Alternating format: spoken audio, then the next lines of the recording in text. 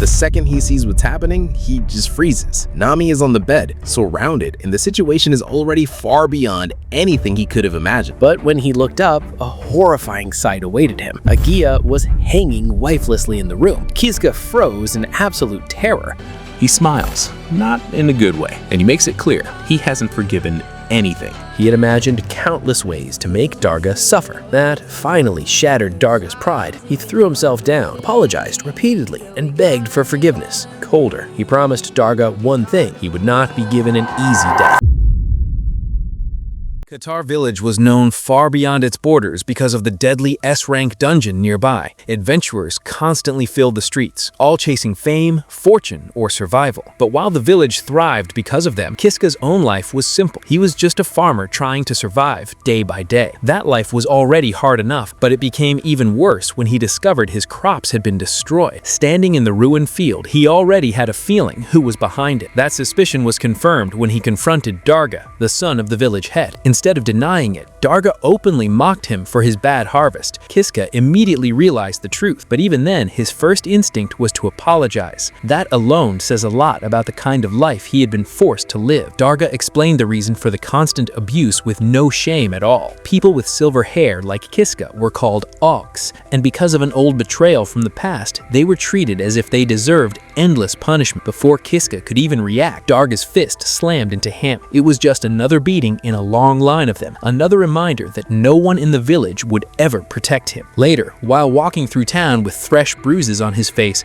Kiska heard a gentle voice call out to him. It was Namia. Unlike everyone else, she looked at him with genuine concern. She immediately noticed what had happened and offered to treat his injuries. The two of them sat together on a small stone bridge away from the noise of the village. There, Kiska reflected on what she meant to him. She was his neighbor, his childhood friend, and the only person who truly stayed by his side. In a place where everyone else treated him like dirt, she was the one person who made life bearable. As she carefully treated his wounds, Namia asked why the others hated him so much. Kiska turned away and bitterly blamed his silver hair, calling it disgusting. But she immediately rejected that idea. To her, his hair looked cool. It was a simple comment, but for someone who had only heard insults his whole life, it hit deeply. You can tell moments like that mattered more to him than anything else. Sometimes one kind word means more than 100 speeches. Then the mood suddenly changed. Looking serious, Namia revealed that she was going to marry Darga. The words hit Kiska harder than any punch ever had. He froze, unable to process what he had just heard. Even so, he forced out a painful smile and congratulated her. Namia immediately saw through him. She asked if he was really okay with it, then told him what he probably already knew deep down. If he stayed in this village, the bullying would eventually destroy him completely. When Kiska asked what other choice he had, Namia took his hands and gave him one. She wanted the two of them to run away together. She had saved enough money for them to survive, and more importantly, she confessed that she never wanted to marry someone like Darga in the first place. She wanted to be with Kiska. Hearing that changed everything. For the first time in what must have felt like forever, he had hope. As the sun set, the two of them sealed that promise with a kiss and confessed their feelings for each other. It was a rare, happy moment in an otherwise cruel story. That night, under the full moon, Kiska arrived at their meeting place carrying a bag of belongings. He was ready to leave his suffering behind and start over with Namia. He even ran toward the house with a smile on his face,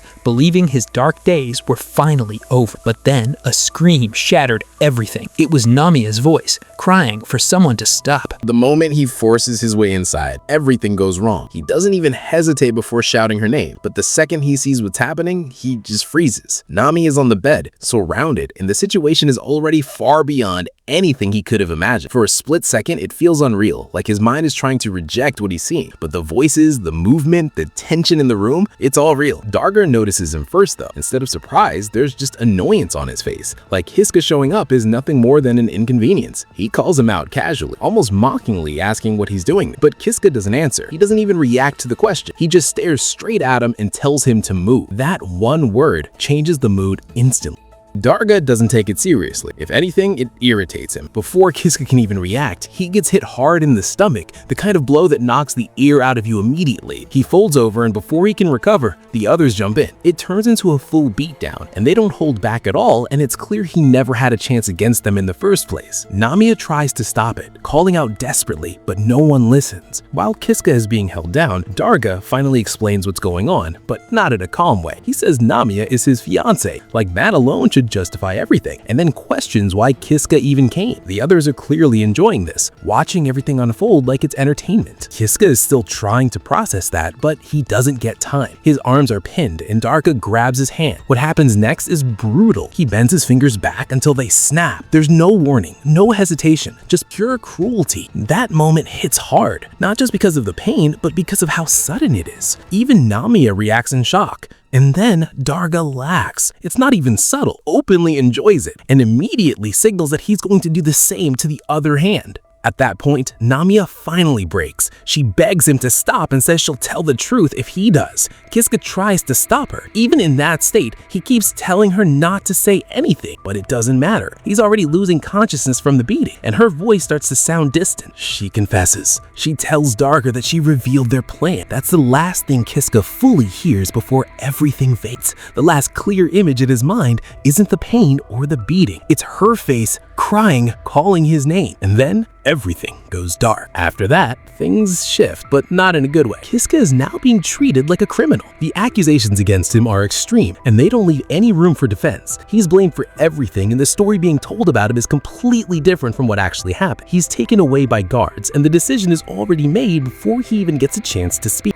A priest announces his punishment, and it's clear from the tone alone that this isn't just a sentence, it's basically a death order. They're sending him to Kataroth Dungeon, and the worst part is, he already knows what that means. No one who's sent there ever comes back. The priest asks if he has any last words, but Kiska stays silent. Not because he doesn't have anything to say, but because he understands it won't change anything. Everyone important is already sided against him. From the crowd, Darga and the others are there, watching like it's just another show. They even mock him, openly talking about how he's good as dead. When the execution begins, the teleportation circle activates, and the moment it pulls him in, everything hits at once. Fear, anger, confusion, but above all, one feeling stands out: hatred, not just towards Darga, but towards everyone who ignored the truth and let this happen. And then, suddenly, he's thrown into a completely different place. Cold stone, silent, a long dark corridor stretching out in front of him. It doesn't take long to realize where he is. Kataroth Dungeon, an S-rank dungeon, and almost immediately, he hears something. A deep, heavy roar echoes through the corridor, and whatever it is, it's getting closer. When it finally appears, the size alone is enough to freeze him in place. A bugbear. He remembers the stories. Encounters with this thing don't end well. People who face it don't make it back. The creature doesn't wait. It charges straight at him and swings. The force alone is terrifying. Even when the attack misses slightly and smashes into the wall, it's enough to show that he can't survive this. He collapses, already overwhelmed. At that point, he completely breaks. He starts begging for help, even though there's no reason to think anyone would hear him down here. But then, someone answers. A voice, calm, completely out of place in a situation like this. He looks up and sees a figure, a woman, standing there like she's been there the whole time. For a moment, it feels like a hallucination, but she speaks again, asking him directly if he really wants help. And honestly,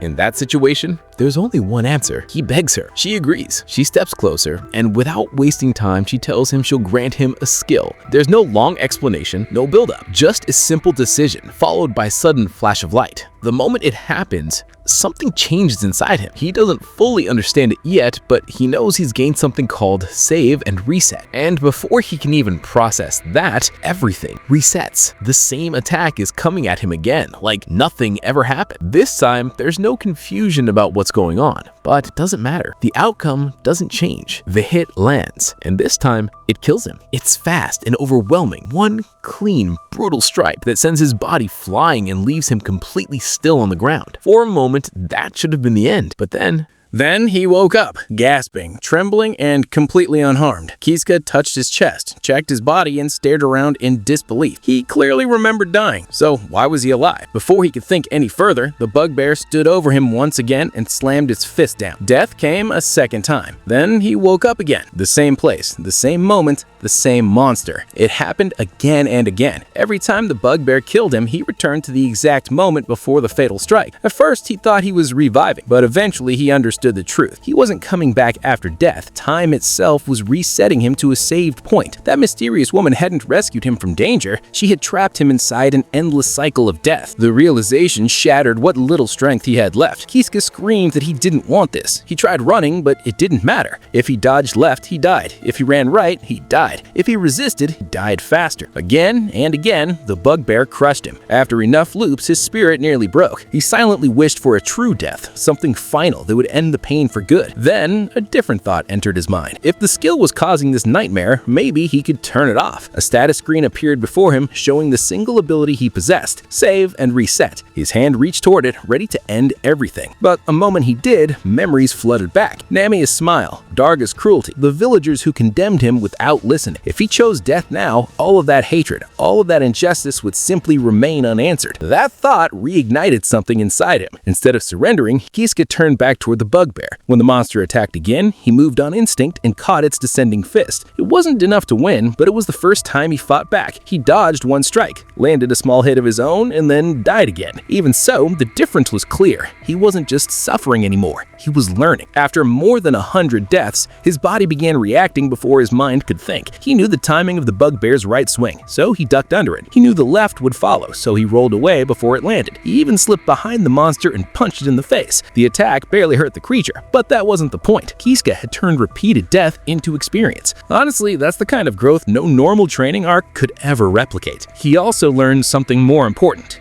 Every time he created a small opening, he had a few seconds to explore the dungeon. So instead of trying to defeat the bugbear directly, he started searching for another path. During one attempt, he ran into a new corridor, only for the floor to collapse beneath him. He fell straight into a pit of spikes and died instantly. But even that failure gave him useful information. By around 200 attempts, Kiska had refined everything. He could target the bugbear's eyes to buy even more time. He understood which routes were traps and which were possible paths forward. He knew where to jump, where to crawl, and where to stop hesitating. What once looked like certain death had slowly become a puzzle he was learning piece by piece. Eventually, he leapt across the spike pit and successfully reached the far side. Beyond it was a narrow passage leading into a hidden chamber. Crawling through the darkness, he finally emerged into a secret room where a treasure chest rested on a pedestal. After everything he'd gone through, this felt like the first real reward. He rushed forward and opened it. Inside was a beautiful ring-like crystal. A message identified it as the Crystal of Wisdom. When he activated it, a massive list of skills appeared before him, ranked from D all the way to S. Kiska had been given the chance to choose one new skill. It was a huge moment, because one smart choice could completely change his chances of survival. He carefully considered the options. Powerful magic and healing looked useful, but he realized many advanced abilities required other skills or resources he didn't have. Combat techniques were pointless without weapons, so rather than choosing something flashy, he picked what would help him stay alive right now. He selected the S-rank skill, Stealth. The moment the skill was acquired,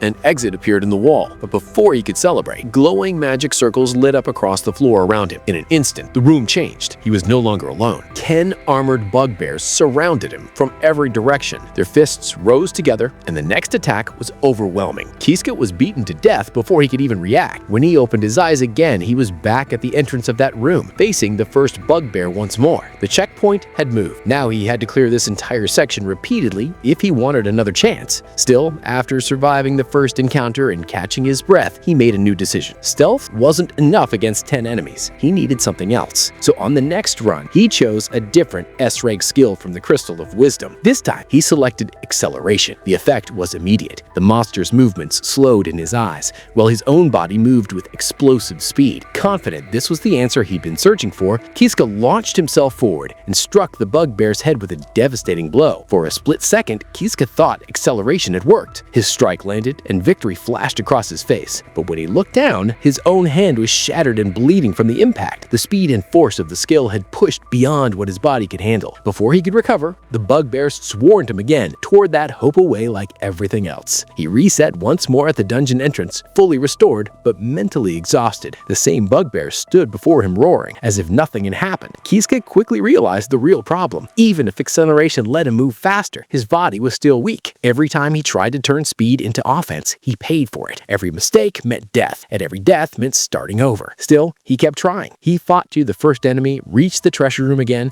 chose acceleration again, and rushed into battle. But something always went wrong. Sometimes his attack missed. Sometimes the monsters adapted. Sometimes he was grabbed before he could move. By around his 300th attempt, the truth became impossible to ignore. Even with an S-rank skill, he still couldn't defeat the room full of bugbears. That realization hit harder than any punch. Kisuke stood before the skill list, frozen. The first bugbear would attack the moment he respawned, but he couldn't even bring himself to choose a skill anymore. He was mentally cornered. Then memories rose to the surface. Namia's smile, his own despair, Darga's mocking face. And from all of it, one emotion surged stronger than the rest: hatred. That hatred became fuel. Kisuke clenched his fist and swore he would escape this dungeon and take revenge with his own hands. If speed alone wasn't enough, then he needed a different path. He selected a new skill: body strengthening. It wasn't flashy, but it promised something he had always lacked: raw physical ability. From there, he entered another brutal cycle of trial and error. Around his 420th attempt, he started combining skills like taijutsu, body strengthening, and physical strengthening. Every run became another experiment. Every death became another lesson. Slowly but surely, the results started showing. He moved better, hit harder, jumped farther, and maintained control in ways he never could before. Eventually, he managed something that once seemed impossible. He defeated a bugbear. For the first time,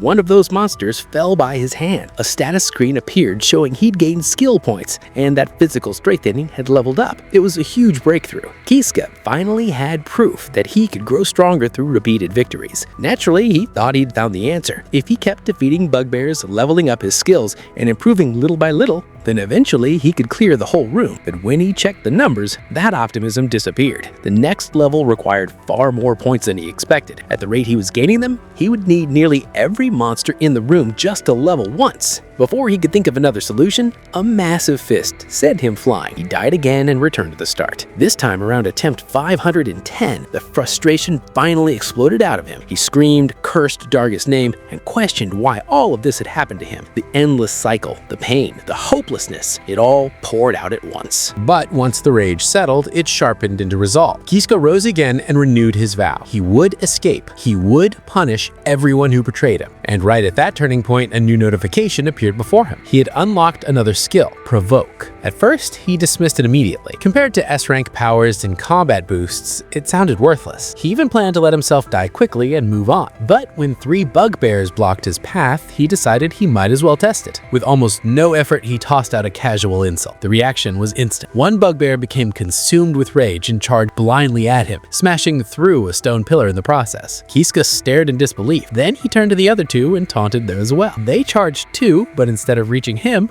they slammed straight into their enraged ally. Suddenly, the mobsters were attacking each other in a chaotic pile of fists and fury. For a moment, Kisuke could only laugh, not because it was funny, but because the absurdity of it all finally hit. He had suffered hundreds of deaths, tested elite skills, and pushed himself to the limit, only to discover that one overlooked ability could do what all the others couldn't. Honestly, that kind of moment would break anyone's brain a little. Then the laughter faded, replaced by cold determination. If Provoke could turn enemies against each other, then he finally had a real weapon. He stepped into the room of bugbears with a grid instead of fear. He taunted them, redirected the rage, and moved through the battlefield while they destroyed one another. Massive weapons crashed into allies. Roars filled the chamber. One by one, the monsters fell without ever truly touching. Soon, only 2 remained. Still enraged, they ignored Kisuke completely and focused only on each other. Their final clash was brutal, and both collapsed in a spray of blood. Silence finally filled the chamber. Kisuke stood in the center of the carnage, untouched. Then he slowly clenched his fist. After around 510 attempts, he had conquered the treasure room and defeated all 10 guardians. An exit appeared, proving the room was truly clear. Without wasting time, Kiska ran through it. But instead of freedom, a new horror waited on the other side. The moment Kiska stepped through the newly opened exit, he realized clearing the treasure room had only brought him deeper into danger. A flaming, headless creature shaped like a mule was charging straight at him. There was no time to think. He turned and ran in pure panic, racing through the corridor until he hit a dead end and collapsed against a wall, gasping for air. This was another floor of the dungeon, and somehow the monsters just kept getting worse. Even so, there was one small relief. The headless mule had already killed him around 10 times, but during one lucky run, his save point had updated to this room. That meant he no longer had to repeat the bugbear section. After everything he had gone through, that alone felt like a blessing. Sometimes progress in this dungeon wasn't victory, it was just suffering less than before. Once he got his breath, Kiska started exploring the new area and soon found a chamber with 3 large magic circles carved on the floor. He recognized them immediately as teleportation circles. There were 3 possible paths ahead, but no clue which one was correct. Under normal circumstances, that kind of choice would be terrifying. For Kiska, it was just another experiment. If he chose wrong, he would die, reset, and try again. With that mindset, he stepped onto the center circle. A flash of light carried him into a torchlit corridor. At the far end stood something so unexpected that he stopped in place. Suspended inside a transparent cylinder was the armored woman who had first granted him save and reset. She was unconscious and bound by heavy chains. Kiska approached carefully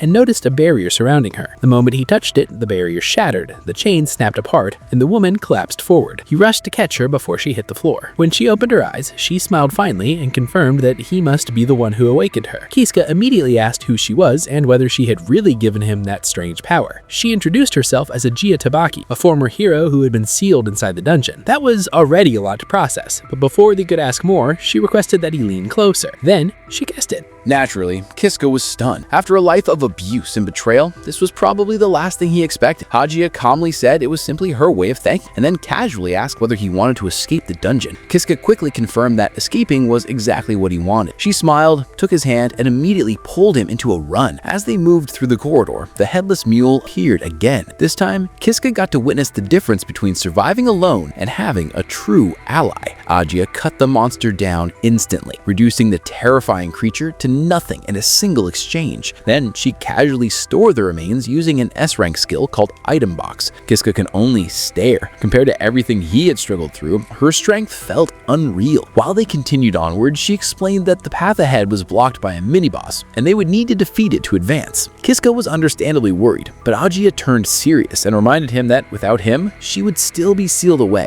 Then she made a simple promise. She would fight for him. That line clearly meant a lot to Kiska, because no one had ever stood in front of danger for his sake before. Soon, they reached a massive reinforced door. When it opened, they came face to face with an enormous stone golem towering over them. The thing was around 10 meters tall, a walking fortress of stone, glowing eyes. Kiska could barely believe what he was seeing. Agia, on the other hand, stepped forward without hesitation and ordered him to stay behind her. Then she launched herself into the air and shattered the golem's ankle with a single strike. At first, it looked like she might win through sheer skill. She traded blows with the giant and held her ground despite the monster's size and strength, but little by little the pressure built. One mistaken footing gave the golem an opening, and its massive fist smashed into her guard, sending her flying backward. The battle had turned dangerous in an instant. Seeing that, Kiska refused to stand by. He shouted at the golem and deliberately used provoke to draw its attention. The monster turned and swatted him away like an insect, launching him through a stone doorway. Agia watched in horror, believing he had been crushed. For a moment, it looked like her promise to protect him had failed, but Kiska wasn't finished. He emerged from the rubble with a grin and shouted that dodging was the one thing he had mastered after all those loops against the bugbears. More importantly, the golem's arm was now stuck in the wall from its own attack. He had created the opening they needed. Agia immediately understood. She leapt high above the immobilized golem and unleashed a sword technique called Dragon Slayer. Her blade came down in a brilliant arc and cleaved with the giant cleanly in two. The halves of the golem crashed to the floor, defeated at last. Relief washed over both of them. Agia rushed rushed straight into Kiska's arms, overjoyed that they had survived together. He embraced her and laughed for what felt like the first genuine time in ages. For Kiska, this wasn't just beating a boss. It was proof that he could overcome impossible odds when someone fought beside him instead of against him. Afterward, they continued searching for an exit and discovered a narrow secret passage. Crawling through it led them into one of the strangest places yet, a fully furnished room inside the dungeon, complete with a plush red sofa. Kiska couldn't understand why such a comfortable space existed in a place built on death. Agia explained that it was likely created by a vampire named Judith, a monster who made the dungeon her territory. Immediately, Kiska questioned whether staying there was safe, but Agia seemed completely unconcerned. Tired from the battle, she declared that they would rest there for the day and sat down as if it were perfectly normal. Despite his doubts, Kiska chose to trust her judgment. After everything she had done, that trust made sense. Then the atmosphere softened. Agia invited him to sit closer, and after some nervous hesitation, he joined her. Gathering his courage, Kiska asked a question that clearly came from years of pain. Did she think he was strange because of his silver hair? Agia looked genuinely surprised by the question. With a warm smile, she told him his hair looked nice. Then she went further, calling it pretty and almost magical. Kiska could only blush in silence. To anyone else, those might sound like simple compliments. But for someone whose silver hair had brought him nothing but hatred his entire life, those words meant more than they seemed. For Kiska, the compliments about his silver hair meant more than Agia probably realized. Until now, no one had ever looked at it with kindness. He only remembered disgusted stares, insults, and stones thrown by Darga and the others. But Agia saw the same feature completely differently. She warmly told him it was beautiful, and when he struggled to understand why she viewed it that way, she revealed something even stranger. She came from a different world. The idea sounded impossible, yet Kiska believed her almost immediately. Maybe after everything he had experienced in the dungeon, the impossible didn't seem impossible anymore. Agia looked pleased by his trust and gently rested against his shoulder. For Kiska, who had spent most of his life isolated or abused, even that quiet closeness felt unfamiliar. It was the kind of comfort he had rarely been given. Their moment was interrupted by the loud growl of his stomach. Embarrassed, Kiska admitted he had barely eaten since being thrown into the dungeon. Agia instantly brightened and announced she would cook for him. Using the headless mule meat stored in her item box, she tied on an apron and began preparing a meal as if they weren't trapped in one of the deadliest places imaginable. The contrast was honestly kind of surreal. Before long, she placed a full spread in front of him. Roasted meat, soup, and drinks. Kiska took one bite and froze. Then his eyes widened as the taste overwhelmed him. It was the first proper meal he had eaten since entering the dungeon, and the emotional impact hit just as hard as the flavor. Tears formed in his eyes, while Agia worried she might have added too much spice. He quietly admitted he was crying, but not because anything was wrong. After eating, exhaustion finally settled over him. He said he was ready to sleep and offered Agia the single bed while he took the couch. She casually suggested they could share the bed instead, which immediately left him flustered. In the end, they slept separate. Agia took the bed, while Kiska lay awake on the couch staring into the dark. As he tried to rest, his thoughts became conflict. Part of him felt helpful. With Agia's strength, escaping a dungeon finally seemed possible, but another part of him felt shamed. He hated how much he depended on her. He wanted to become someone who could stand on his own, not just survive by relying on others. Then, everything changed again. Without warning, Agia climbed on top of him on the couch. Kiska was stunned into silence as she leaned close, took his hand, and placed it over her chest so he could feel how fast her heart was beating. She confessed that she loved him and repeated it with complete sincerity. Kiska could barely process what he was hearing. When he wondered why she felt that way, Agia gave a simple answer. He had saved her. Then she revealed the full story. She had been sealed in the dungeon for hundreds of years, waiting for someone to reach her. Hoping to be rescued, she had given the save and reset skill to every person who entered, but all of them eventually gave up. Kiska was the first one who endured enough suffering to actually make it to her. To Agia, he wasn't just another survivor, he was the prince she had been waiting for. That explains a lot about her feelings, but it didn't solve Kiska's own heart. When Agia tried to become more intimate with him, he stopped her and said he couldn't accept it. There was someone else he loved. Even after everything,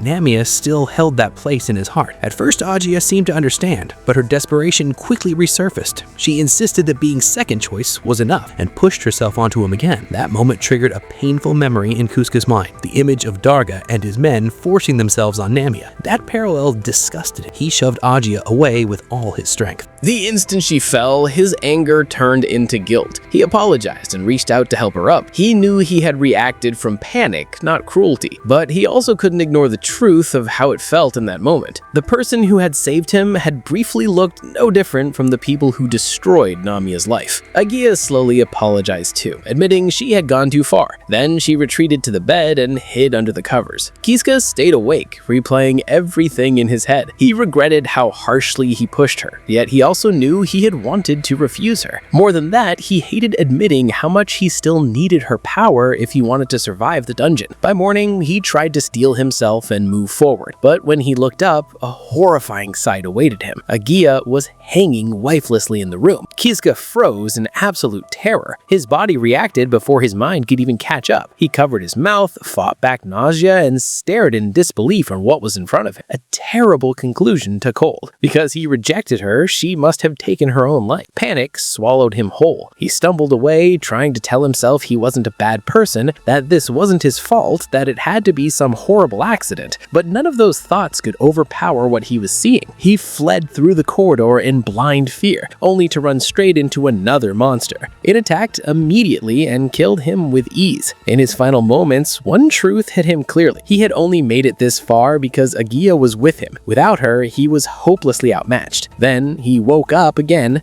cold stone beneath him, consciousness restored. Nearby, the monster that had killed him was already defeated. Kisuke slowly pieced it together. The loop had reset him to before Agia's death. He stood in silence, crushed by confusion. Was the only way forward accepting her feelings? Could he really betray Namiya like that? The image of Namiya's smile answered him immediately. No, he couldn't. She was still the person he loved. But when he turned and saw Agia once again suspended inside the chains, alive and reading to be freed, a new plan formed in his mind. This time he would not awaken her. If she remained sealed, then she would stay alive. And if time could always rewind, maybe that was the safest answer he had. But the moment he stepped forward, the heavy chains binding her suddenly shattered on their own. Agia rose to her feet, free without his help. At first, that seemed like good news, but the moment she turned toward him, something felt completely wrong. She looked like Agia, but her expression was cold and distant. When she asked, "Who are you?" Kisuke could only stare. He introduced himself with an awkward smile, expecting some sign of recognition. Instead, she flatly said she had never heard of him. When he tried to explain, she interrupted just to remark that he smelled bad. It was such a bizarre reaction that Kisuke immediately understood this wasn't the same person he had traveled with before. That was when Kisuke realized that there were somehow two versions of Agia, or at least two sides of the same existence. Before he could sort out the mystery, the cold version grabbed him by the throat. Her grip tightened as she accused him of misunderstanding the power of death and reset. While choking him, she gave a warning that completely shattered what Kisuke believed about his skill. Dying and resetting did not erase everything. Actions still left consequences, and those consequences could reach the soul itself. For someone who treated loops like retries in a game, that was a terrifying revelation. He demanded to know who she really was, and begged to speak with the Agia he knew. Her answer was brutal. She claimed the real Agia wanted nothing to do with him and would never lower herself to speak with someone like him. Then she gave one final order: never involve himself with Agia again. Right after saying that, he snapped his neck and killed him. Kisuke woke up gasped back in the familiar stone room. His body had reset, but his mind was in chaos. He couldn't understand who that woman was, or why Agia and La have two completely different personalities. With no answers and no desire to die the same way again, he made a decision. He would stay away from Agia entirely and search for another route through the dungeon. It was risky, but dealing with monsters felt easier than dealing with whatever mystery surrounded him. Soon, he returned to the room with the 3 teleportation circles. Last time, he chose the center path. This time, he stepped onto the left circle. The light carried him into another corridor. The moment he looked ahead, he froze. At the far end sat a girl calmly drinking tea at an elegant table lit by candles, as if she were in a peaceful mansion instead of a death dungeon. The girl opened her eyes and casually greeted him. She asked what he wanted and whether he needed anything. Kisuke, still trying to process the absurdity of the scene, nervously explained that he was just looking for a way out of the dungeon. Her calmness only made the atmosphere more unsettling. Then she introduced herself with total confidence as Judith, the great and true ancestor of vampires. Before Kisuke could even react, a wound opened on her arm and dark blood began to drip. Instantly, something horrific happened to him. Jagged wings burst from his back, pain ripped through his body, and he collapsed screaming. Judith approached with a delighted smile and declared that he must pay for his sins with his life. Then she killed him. He reset again, unharmed physically, but shaken far more than before. The dungeon was no longer just filled with monsters. It was filled with beings who looked human, spoke calmly, and then killed him in ways he couldn't understand. understand. Kisuke realized he wasn't just trapped in a deadly maze. He was surrounded by terrifying personalities with powers beyond him. After several more failed lives and enough time to understand that the vampire Agia mentioned was almost certainly Judith, Kisuke gave up on the left path too. Fighting someone so unpredictable felt impossible. That left only one option. He returned to the teleportation chamber and faced the final circle on the right. The third route brought him into an empty corridor. For a brief moment, it seemed peaceful. No Agia, no Judith, no monsters charging at him. But that calm ended when he reached the far end and saw a massive ornate pedestal standing in the hall. Embedded within it was a sword. The weapon looked powerful, but also suspicious. Its guard was shaped with strange wings. An eye-like gem sat at its center, giving the blade an unsettling presence. Still, Kisuke had come this far without a weapon. If he wanted any chance of surviving the floors ahead, he needed something. So, despite his doubts, he reached out and grabbed the hilt. The instant his hand touched it, agony exploded through his entire body. Kisuke screamed as pain coursed through him for what felt like endless minutes. He tried to let go, only to realize he couldn't. His hand had fused to the sword. The ordeal continued until he could barely think. Eventually, the pain began to fade. Kisuke collapsed to the floor, gasping for breath, then slowly realized he was still alive. Whatever the sword had done to him, it hadn't killed him. Shaking and exhausted, he forced himself back to his feet. Somehow, he had survived yet another nightmare, and now he carried whatever this cursed weapon had become. The pain from the sword had finally stopped, but Kisuke quickly realized surviving the process was only the beginning of a new problem. When he looked at his right arm, the sword's hilt was no longer something he held. It had fused directly into his flesh. The weapon had become part of his body. Worse still, it was unbelievably heavy. Even trying to lift his arm took visible effort. For a moment, he stood in the empty chamber, wondering what he was supposed to do now. He had fought through endless loops, monsters, traps, and madness just to end up attached to a cursed blade he could barely move. But standing still had never solved anything for him, so he dragged himself forward into the corridor. Then another monster appeared. At the far end of the hallway stood an A-rank werewolf. Kisuke's face immediately paled. Under normal circumstances, this would have meant certain death, but before he could even panic properly, his fused arm suddenly moved on its own. The sword launched forward, dragging his body with it at terrifying speed. In one instant, the blade cut through the werewolf so cleanly that the monster collapsed in pieces. Kisuke stared at the corpse, then at his own arm. The sword had acted by itself, as if it possessed its own will. It was creepy,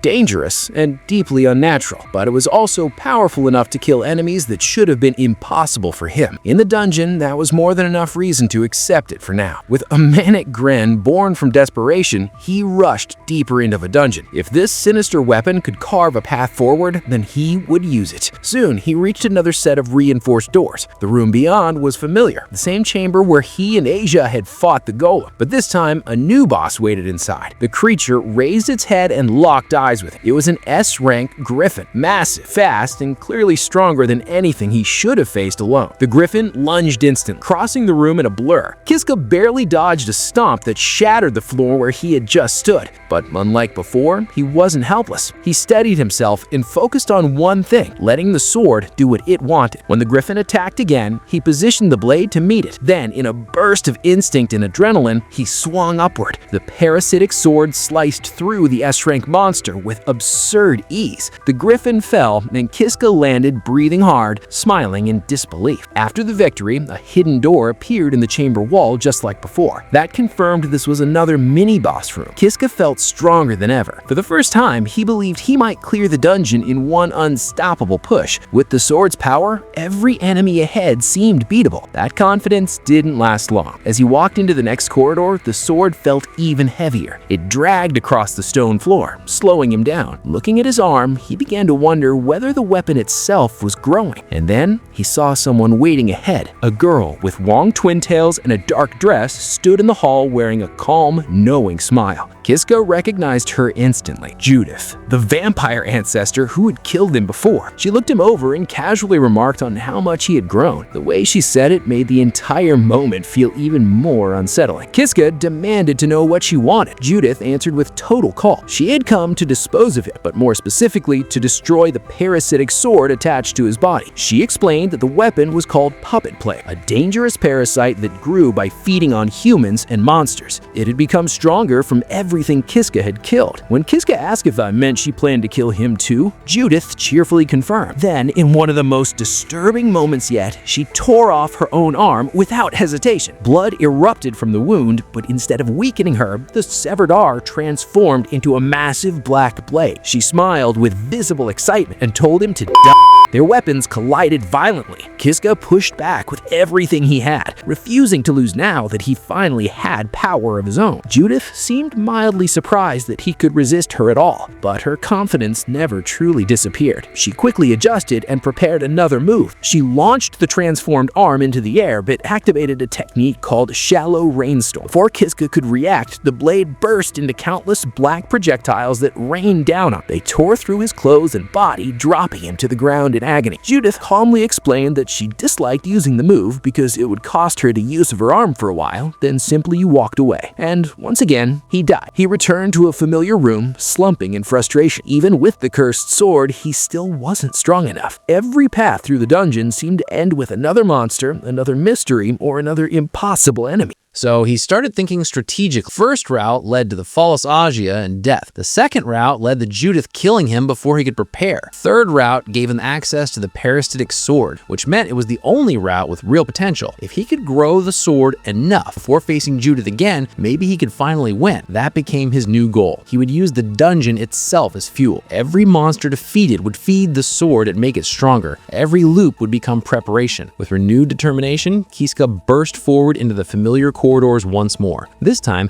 it was a race to grow stronger before Judith came to hunt him again. Kiska pushed himself through the dungeon at full speed, breathing hard but driven by urgency. This time, he moved faster than before, around 5 hours earlier than his last attempt. That mattered because every loop taught him more than just combat. It taught him timing. He reached the teleportation chamber where Judith had intercepted him before and tightened his grip on the grotesque parasitic sword. If she wasn't waiting on the other side, he might finally gain an advantage. When he stepped through, the corridor beyond was empty. Judith was nowhere in sight. Relief hit him instantly, but it quickly turned into opportunity. Nearby was a side passage he hadn't fully used before, and the moment he realized what it contained, dark smiles spread across his face. He had found a way to power up before facing her. The passage led into a massive werewolf nest packed with hulking beasts. Instead of fear, he thanked them. To the monsters, it probably sounded insane. To him, they were resources. He declared that he would feed every one of them to the sword and charged straight into the pack. The parasitic blade tore through the first werewolf, then the next, then the next. The room became a massacre of claws, limbs, and blood. That chaos drew an observer. Judith stepped into the chamber and calmly surveyed the carnage. She noted that the sword had eaten quite a lot and admitted Kiska had become more troublesome than before. But when he turned toward her, her amusement changed into real surprise. The sword had not only grown stronger, it had begun consuming him. Dark tendrils crawled up his arm and across his body. Kiska could barely think clearly, as if his own consciousness was slipping away.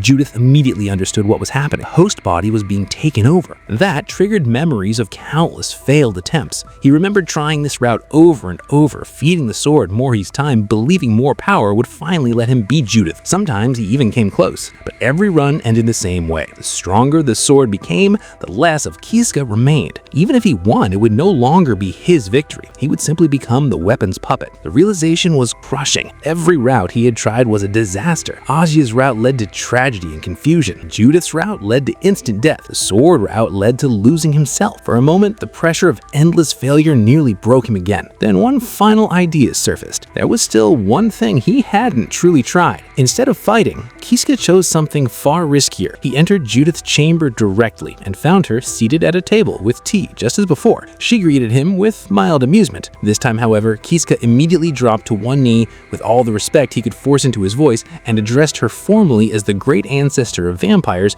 and begged her to make him his disciple. Judith was surprised, then entertained. She asked the obvious question: what would she gain from accepting him? Kiska desperately promised loyalty. He said he would follow every command and serve her without question. Judith's response was pure disgust. She dismissed the offer, called him revolting, and killed him on the spot. But after resimming, Kiska didn't abandon the idea. In fact, he became more convinced this was the only route with real potential. Judith was cruel and dangerous, but unlike mindless monsters, she could be reasoned with. If he could figure out what she valued, he might survive, and maybe even grow stronger under her. So he tried again. Kneeling before her once more, he suggested that after living in the dungeon so long, she must be lonely and might want someone to talk to. That was the wrong angle. Judith's composure cracked into irritation immediately. She demanded to know what made him think she was lonely, and Kiska nearly got himself killed again before scrambling to change course. Next, he offered practical value. He explained that he had worked as a farmer for years, knew how to build, and could help create or improve a hideaway. Judith responded by effortlessly lifting the heavy stone table with one hand and slamming it down, making it clear she could do everything he described better than he could. That offer failed just as badly. At that point, Kiska was out of ideas. He had no special talent, no wealth, no power impressive enough to tempt someone like Judith. Faced with that truth, he stopped trying to sell himself and finally spoke honestly. He told her where he came from. He explained that he was born in Kataroff village, persecuted by the people around him, framed and thrown into the dungeon. He spoke of the woman who loved him and how men like Darga killed her. He admitted that he had been blamed for her death and cast away as punishment. Judith listened without changing her expression. When he finished, she simply asked what any of that had to do with her. It was cold, but also fair. His suffering alone was not a bargain. That's when Kiska lifted his head with real emotion burning in his eyes. He made a promise that came from the deepest part of him. One day, he would return and take revenge on every villager who betrayed him. Kiska's vow of revenge was so intense that even Judith seemed surprised. He promised not only to punish the villagers who betrayed him, but to destroy every last one of them. Then he made his offer direct, help him carry out that revenge, and in return, he would devote himself completely to her service. Instead of rejecting him, she smiled with genuine interest. For the first time, she seemed truly curious about what kind of person he might become. She told him not to celebrate yet. If he wanted to become her apprentice, he first had to pass a test. Leading him through a corridor, she explained a hidden rule of the dungeon. Once someone stepped onto a teleportation circle, there was supposedly no way back, but when they reached a dead-end chamber, Judith pressed her hand against the wall and revealed a concealed passage. So even that rule had loopholes. In this dungeon, ignorance was often deadlier than monsters. Then a pedestal rose from the floor carrying something Kiska knew all too well, the parasitic sword. Judith called it the puppet sword, a dangerous weapon she had long wanted to get rid of. Because of its nature, even she couldn't touch it safely. That's why this would be his trial. He had to overcome the parasitic nature and bring it under control. Kiska immediately questioned whether that was even possible. Judith calmly said she was sure he would fail, and if he refused to try, she would simply kill him. With no real choice, he accepted. She instructed him to grab the sword by the blade instead of the hilt and pull it free. It hurt badly, but not nearly as much as touching the cursed handle. Then she gave the next instruction, swallow it. That order would have broken most people on the spot, but Kiska had already died too many times to retreat now. Believing refusal meant death anyway, he forced the blade toward his mouth. The moment the metal touched his tongue, his consciousness dragged away into a dark void. Inside that strange mental space floated a monstrous shadow with a single eye and rows of teeth. It introduced itself as the true body of the puppet sword. Kiska learned they were inside his own deep mind. Instead of panicking, he did the only thing he could think of. He asked the entity to lend him his power. To his shock, the creature simply agreed. Then it clarified that it wasn't helping because of his request alone. There was something familiar about the scent of his soul, and for that reason, it felt compelled to join him. Kiska didn't fully understand what that meant, but before he could ask more, his consciousness snapped back into reality. He woke on the stone floor with Judith standing above him, visibly surprised that he had survived. Then she smiled and congratulated him. He had passed the test. Kiska dropped to his knees in gratitude. After everything he had endured, he had finally gained something close to stability. He was now the apprentice of Judith, the vampire ancestor. That marked the beginning of a very strange new chapter in his life. The next morning, he approached her room respectfully and asked permission to enter. When he opened the door, he found her still asleep in bed. Kiska immediately panicked and awkwardly tried to greet her while avoiding looking directly at her. It was a rare light moment after so much chaos. Soon after, Judith announced that his training would begin. Kiska declared that he was ready to endure any hardship. Once dressed, she led him through the dungeon and asked what skills he currently possessed. He admitted he only had provoke, intentionally hiding save and reset. That decision makes sense. Some secrets are too dangerous to reveal too early. Judith then stopped in front of a plain stone wall and casually revealed another hidden passage, reminding him she had lived in the dungeon for nearly 1,000 years. That detail alone stunned him. 1,000 years of experience explained why she moves through the dungeon like she owned it, because in many ways, she did. Inside the hidden chamber was a treasure chest. Judith explained she intended to help him acquire new skills, and that she knew the location of every chest chest in the dungeon. Kiska opened it and found another Crystal of Wisdom. A skill list appeared before him, similar to one he'd seen before, though this version included different options. Unsure what to choose, he asked Judith for advice. She immediately recommended swordsmanship. Since the puppet sword was now part of his flesh and blood, he needed the skill to control it properly. The logic was straightforward, and Kiska accepted her judgment. The selection was made, and he gained swordsmanship. He was thrilled, but Judith didn't let him celebrate for long. She calmly informed him that if he wanted another skill, they would need to travel to the deepest level of the dungeon. Kiska could only stare in disbelief. Most people were thrown in here to die, and now he was being told to march deeper on purpose. Still, he followed her. Using hidden passages, they bypassed many enemies, and eventually reached a large chamber with another ornate chest at its center. Judith explained this one was different. The crystal inside belonged to a woman with many abilities, and if Kiska opened it, he would receive one of those skills at random. Kiska understood the chest was a gamble, but he opened it anyway. The crystal activated immediately and granted him a skill called Attribute Granting. He had no idea what that meant, so Judith explained it was a rare ability that lets someone grant magical attributes to other magic skills. Then she added the painful part. It was useless for him right now because he didn't have any magic skills to apply it to. In other words, he had drawn a rare prize he couldn't use. Judith told him not to get discouraged and said it might become valuable later. As they prepared to leave, Kiska noticed a massive set of crescent-shaped doors at the far end of the chamber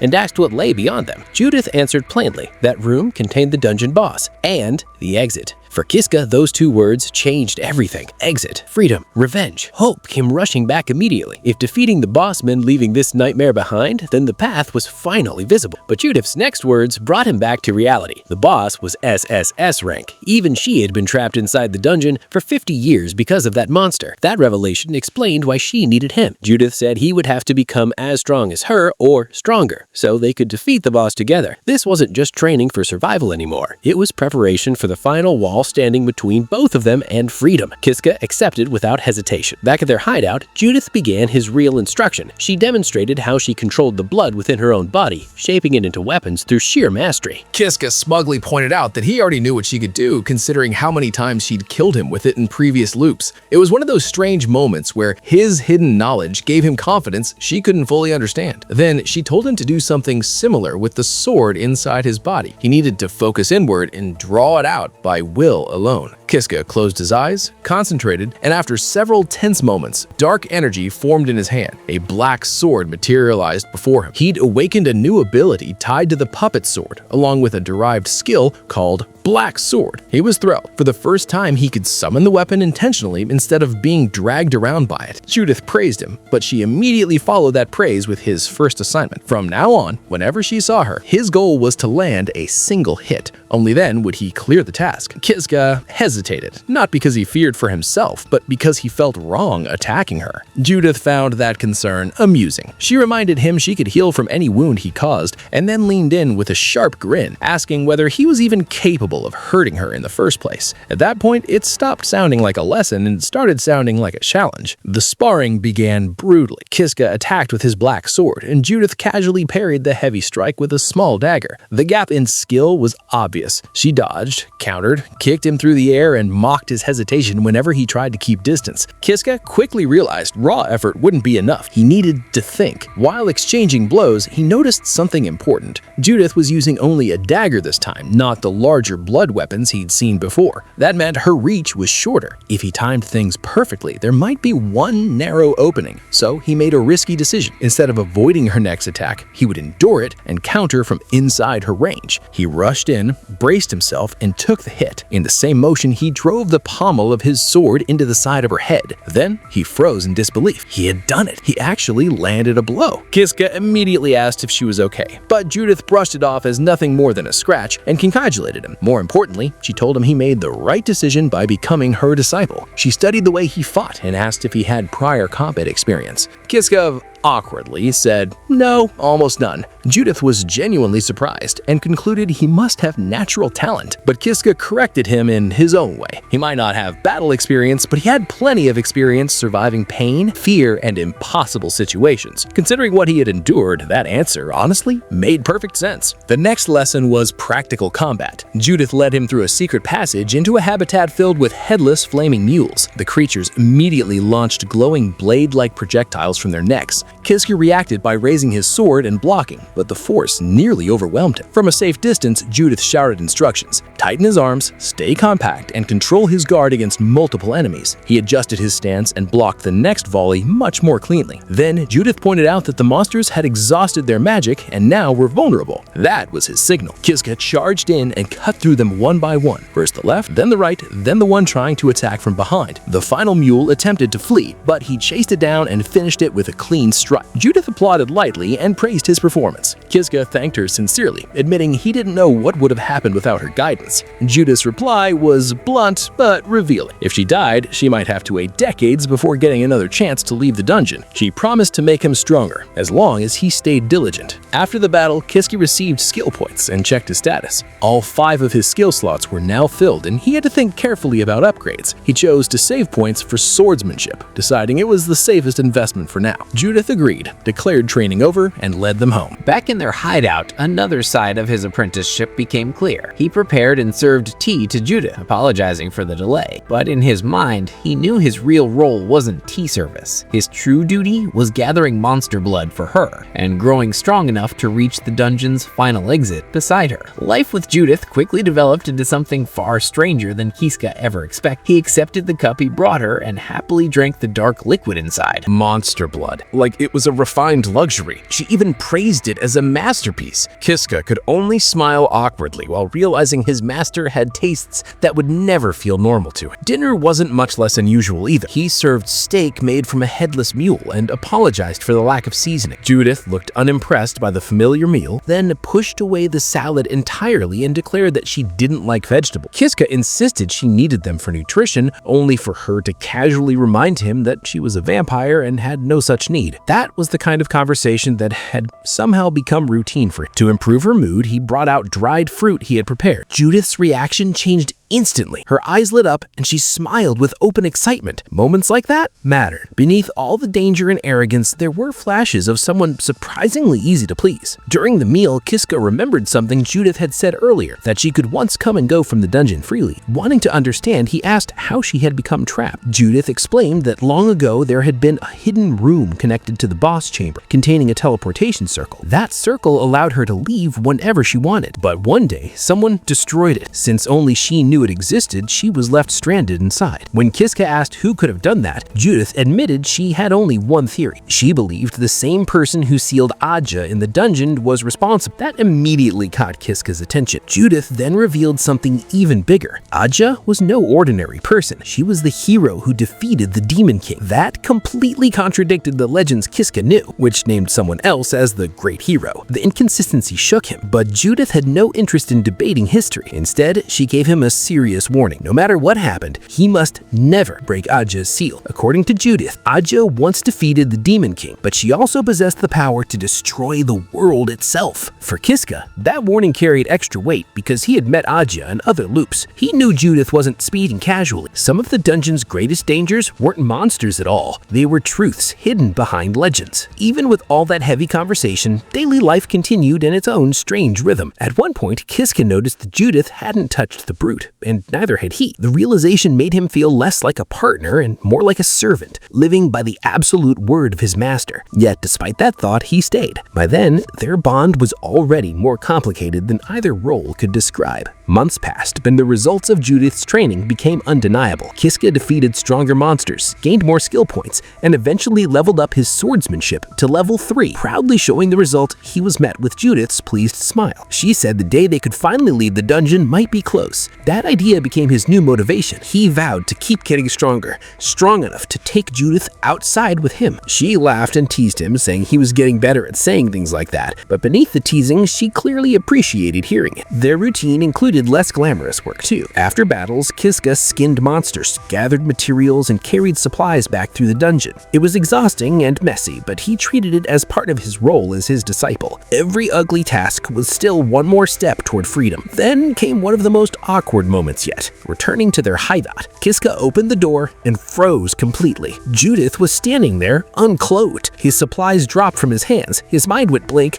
and he spun around in panic while apologizing over and over. Judith, meanwhile, seemed far more amused than upset. Monster blood. After dinner and chores were finished, Kiska announced he was heading to bed, but Judith stopped him. and now dressed in a nightgown, casually asked if he wanted to sleep beside her. He was stunned and asked why she would suddenly say that. She claimed there was no real reason, she simply didn't feel like sleeping alone. When he hesitated, she pouted and looked genuinely bothered by the idea of being refused. Kisuka's resolve quickly crumbled. Flustered and trying to stay calm, he agreed to sleep there for the night. He climbed into bed beside her, both of them lying stiffly in awkward silence. Eventually, Judith softly mentioned that the day they first met now felt like a very long time ago. Kisuka agreed. Back then, he had only seen her as a terrifying enemy. Now they were sharing a bed and talking quietly in the dark. Even to him, the change felt surreal. Then he asked her directly whether she had intended to kill him when they first met. Judith seemed surprised he knew that. The truth, of course, was simple. He knew because she had already killed him many times across previous loops. Those repeated deaths had taught him to read her better than she realized. Judith explained that nearly everyone she had ever met tried to kill her on sight, so she had learned to stay guarded. Then she asked for her forgiveness. Kisuka answered honestly. Even though she had killed him more than once, he didn't hate her. He told her that the person he had become now existed because of her training and guidance. For that reason, what he felt most was gratitude. Hearing Kisuka say he didn't hate her seemed to affect Judith more than she expected. Her expression softened, and she admitted she was relieved. Then the atmosphere shifted completely. She leaned over him, touched his hair gently,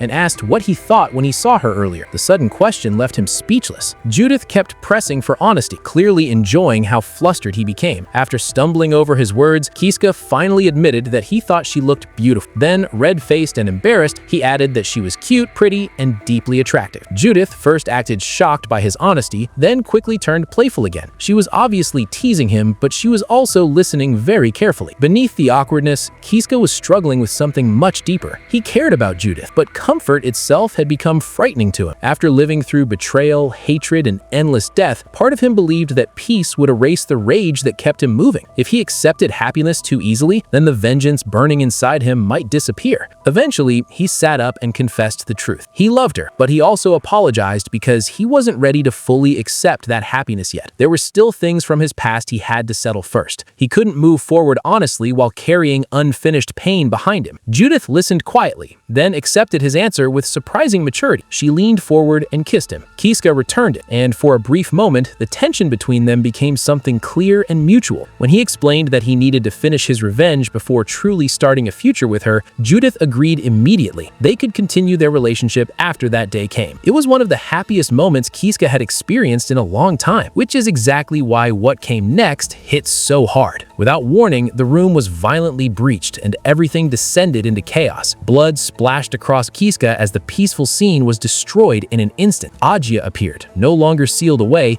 and confronted him with terrifying intensity. Her words made one thing painfully clear. She believed he had chosen Judith over her. The room became a nightmare of violence and shock, and Kisuka could barely process what was happening in front of him. In the middle of that horror, Kisuka realized something important. The feeling of the moment, the distortion of events, the sudden impossible appearance. It all resembled the strange phenomena connected to save and reset from the very beginning. Whatever was happening, it wasn't a normal interruption. It was tied to forces far beyond an ordinary fight. Even in the chaos, Judith tried to warn him. She urged him to run and made it clear that Agia was extremely dangerous. But events moved too quickly. Kisuka was overwhelmed with fear, grief, and confusion as everything collapsed around him once again. Then Agia snaps. She tells Judith to be quiet and swings her sword without holding back, and she doesn't stop after one strike. She keeps going over and over, the sound of each hit filling the room. It's not quick, and it's definitely not clean. Kisuka just stands there, frozen. At this point, his mind can't even process what he's watching. It's too sudden, too extreme. He tries to react, tries to say something, but nothing comes out. His body just locks up. When it finally ends, Agia is left standing over what's left, breathing heavily. Then she turns toward him, and the shift in her behavior is honestly disturbing. Her expression softens immediately. There's even a calm smile on her face despite everything that just happened. She calls his name gently and tells him she loves him.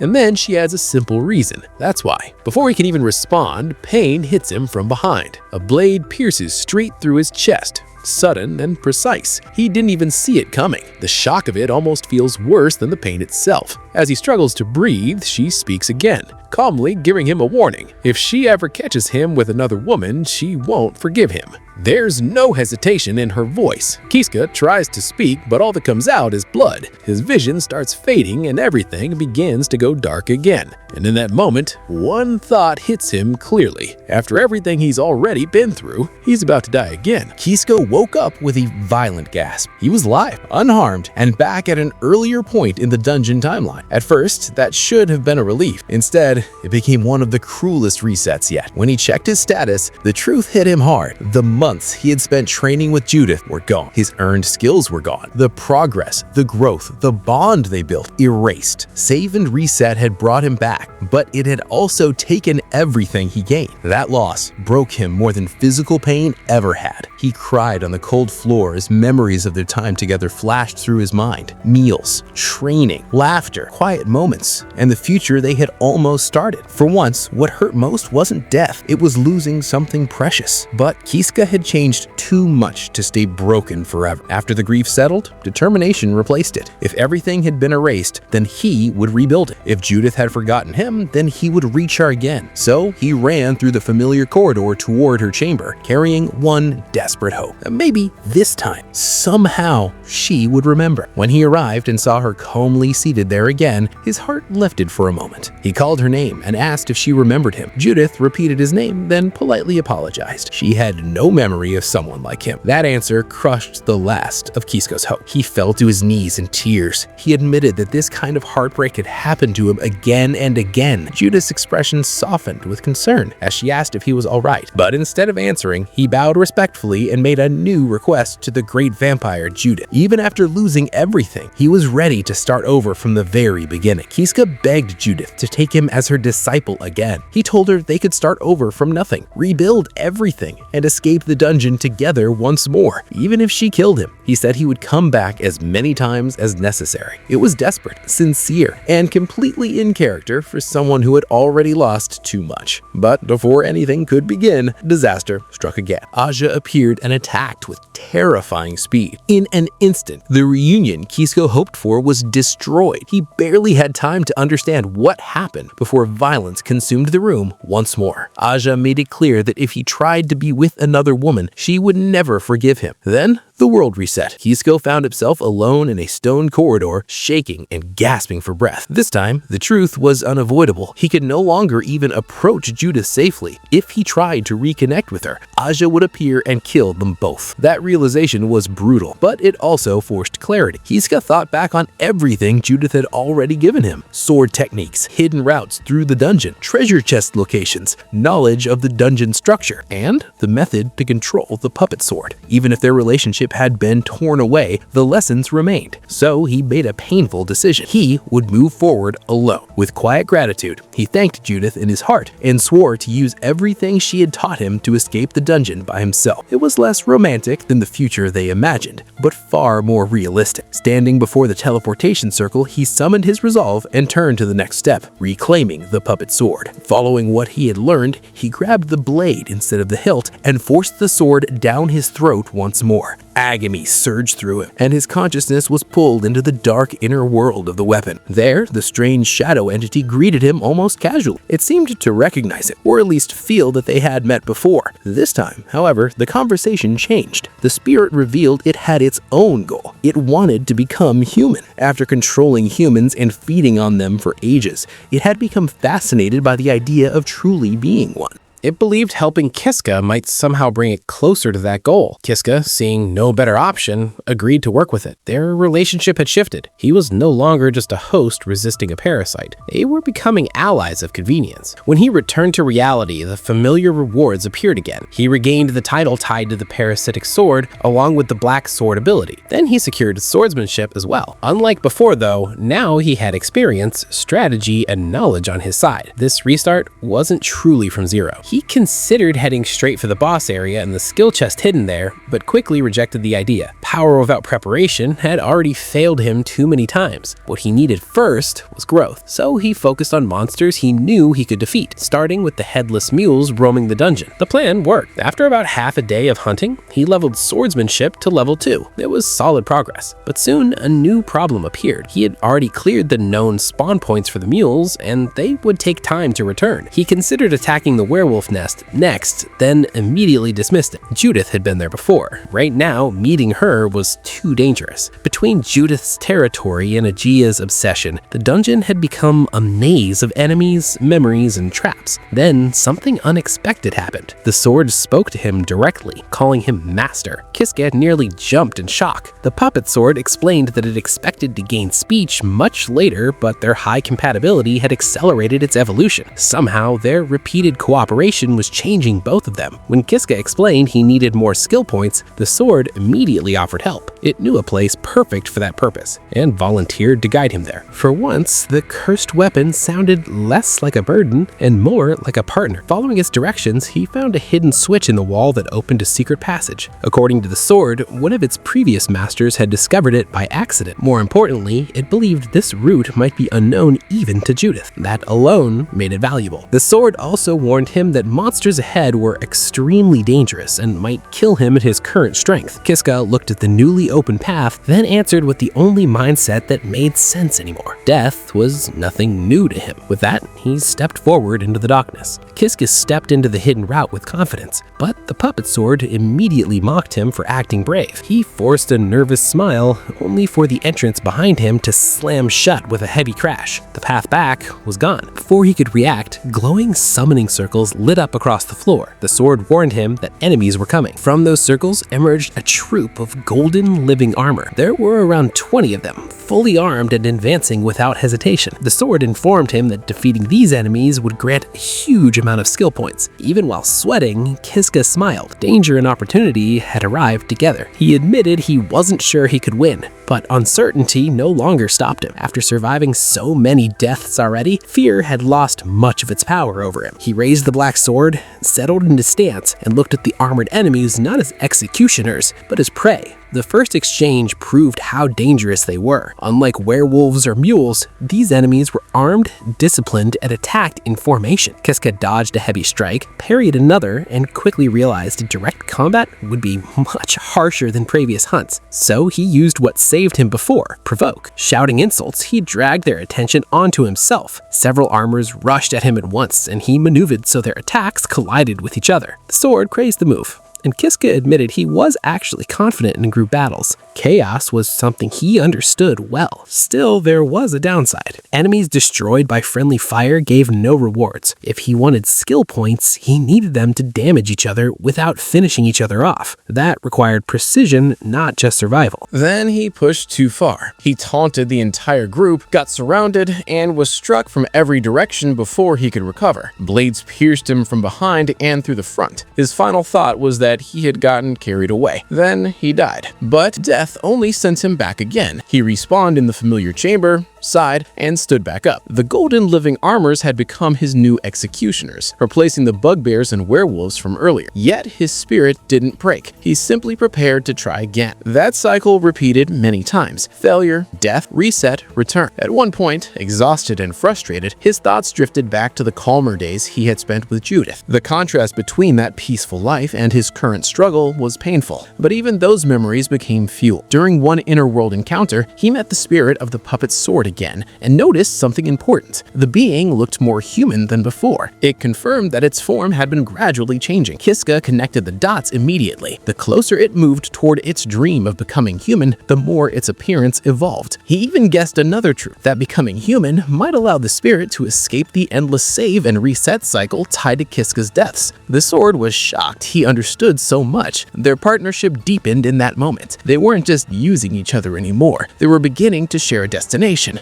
Armed with better understanding and more repetitions, Kiska entered the battle again. This time, his confidence was real. He apologized to the sword and declared that now he would be the one carrying the fight. He taunted 3 armors at once, counted in movements, stepped aside at the exact moment, and let their attacks collide. As they tangled themselves up, he brought the black sword down through one helmet and claimed his first clean kill middle of the run. Then he predicted the next attack coming from behind, without even looking. Lowering his stance, he turned and cut the second armor cleanly in half. Everything was unfolding exactly as he had planned. The countless deaths were no longer just suffering. They had become data. He continued cutting through the group one by one. After defeating 4 of them, the rewards stunned even him. These enemies gave around 10 times the normal skill points. In only a short time, he had earned hundreds. This hidden area truly was on a different level from the rest of the dungeon. The gains triggered immediate growth. Both swordsmanship and master of the puppet sword leveled up. Rather than save the points, he spent them at once. He had learned that delayed power often became wasted power in a place like this. A new derived skill awakened. Pulsing great sword. The weapon transformed in his hands, expanding into a massive dark blade, radiating heavy energy. Kiska laughed when he felt its weight, saying it brought back bad memories. But this time, the weight no longer terrified him. It belonged to him now. Kiska barely had time to enjoy his new great sword before the remaining golden living armors surrounded him again. He planted the blade into the floor and focused on what this form could really do. Then he unleashed a puppet-style technique, Swift Dragon Thrust. The sword's autonomous power activated, dragging him forward and carving through the armored enemies almost on its own. As they cut through the room together, the sword praised him and Kiska praised it right back. Their teamwork was becoming strangely natural. With every defeated enemy, his confidence rose. He could finally see a path to total victory. Then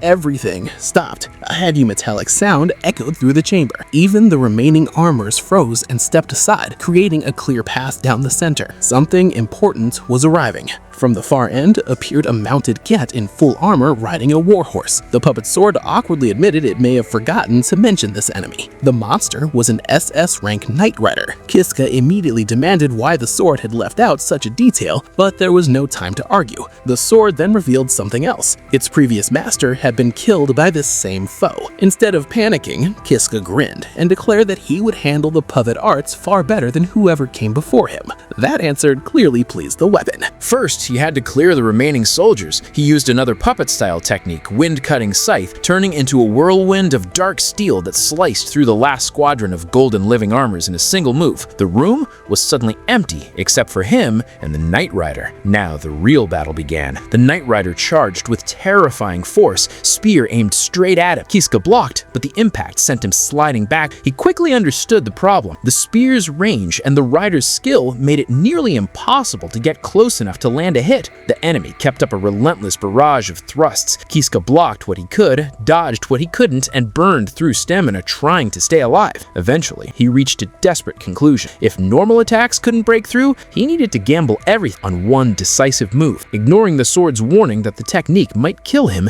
Kiska accepted the risk. He raised the massive blade overhead and reminded his enemy of something important. He was used to die. Then he leapt high and unleashed great wheel slash. He became the center of a spinning storm of dark energy. Tendrils extended from the sword, forming a giant circular blade that crashed downward with overwhelming force. The Knight Rider, its armor, and even the warhorse were split apart in one devastating strike. For a moment, Kiska could only stand there panting. Then the reality settled in. He had won. The reward was massive, over 1,000 skilled points, more than enough to push the puppet sword to level 3. He upgraded it immediately, but instead of a stronger blade, the sword transformed into a grotesque black creature with a huge mouth, tendrils, and rows of teeth. A new derived skill appeared, Ruthless Predator. Kiska could only stare in confusion. Then, the creature answered his unspoken question. Its new ability was simple. It could eat. Before he could react, it lunged and bit into his leg, thanking him for helping it get closer to becoming human by consuming him.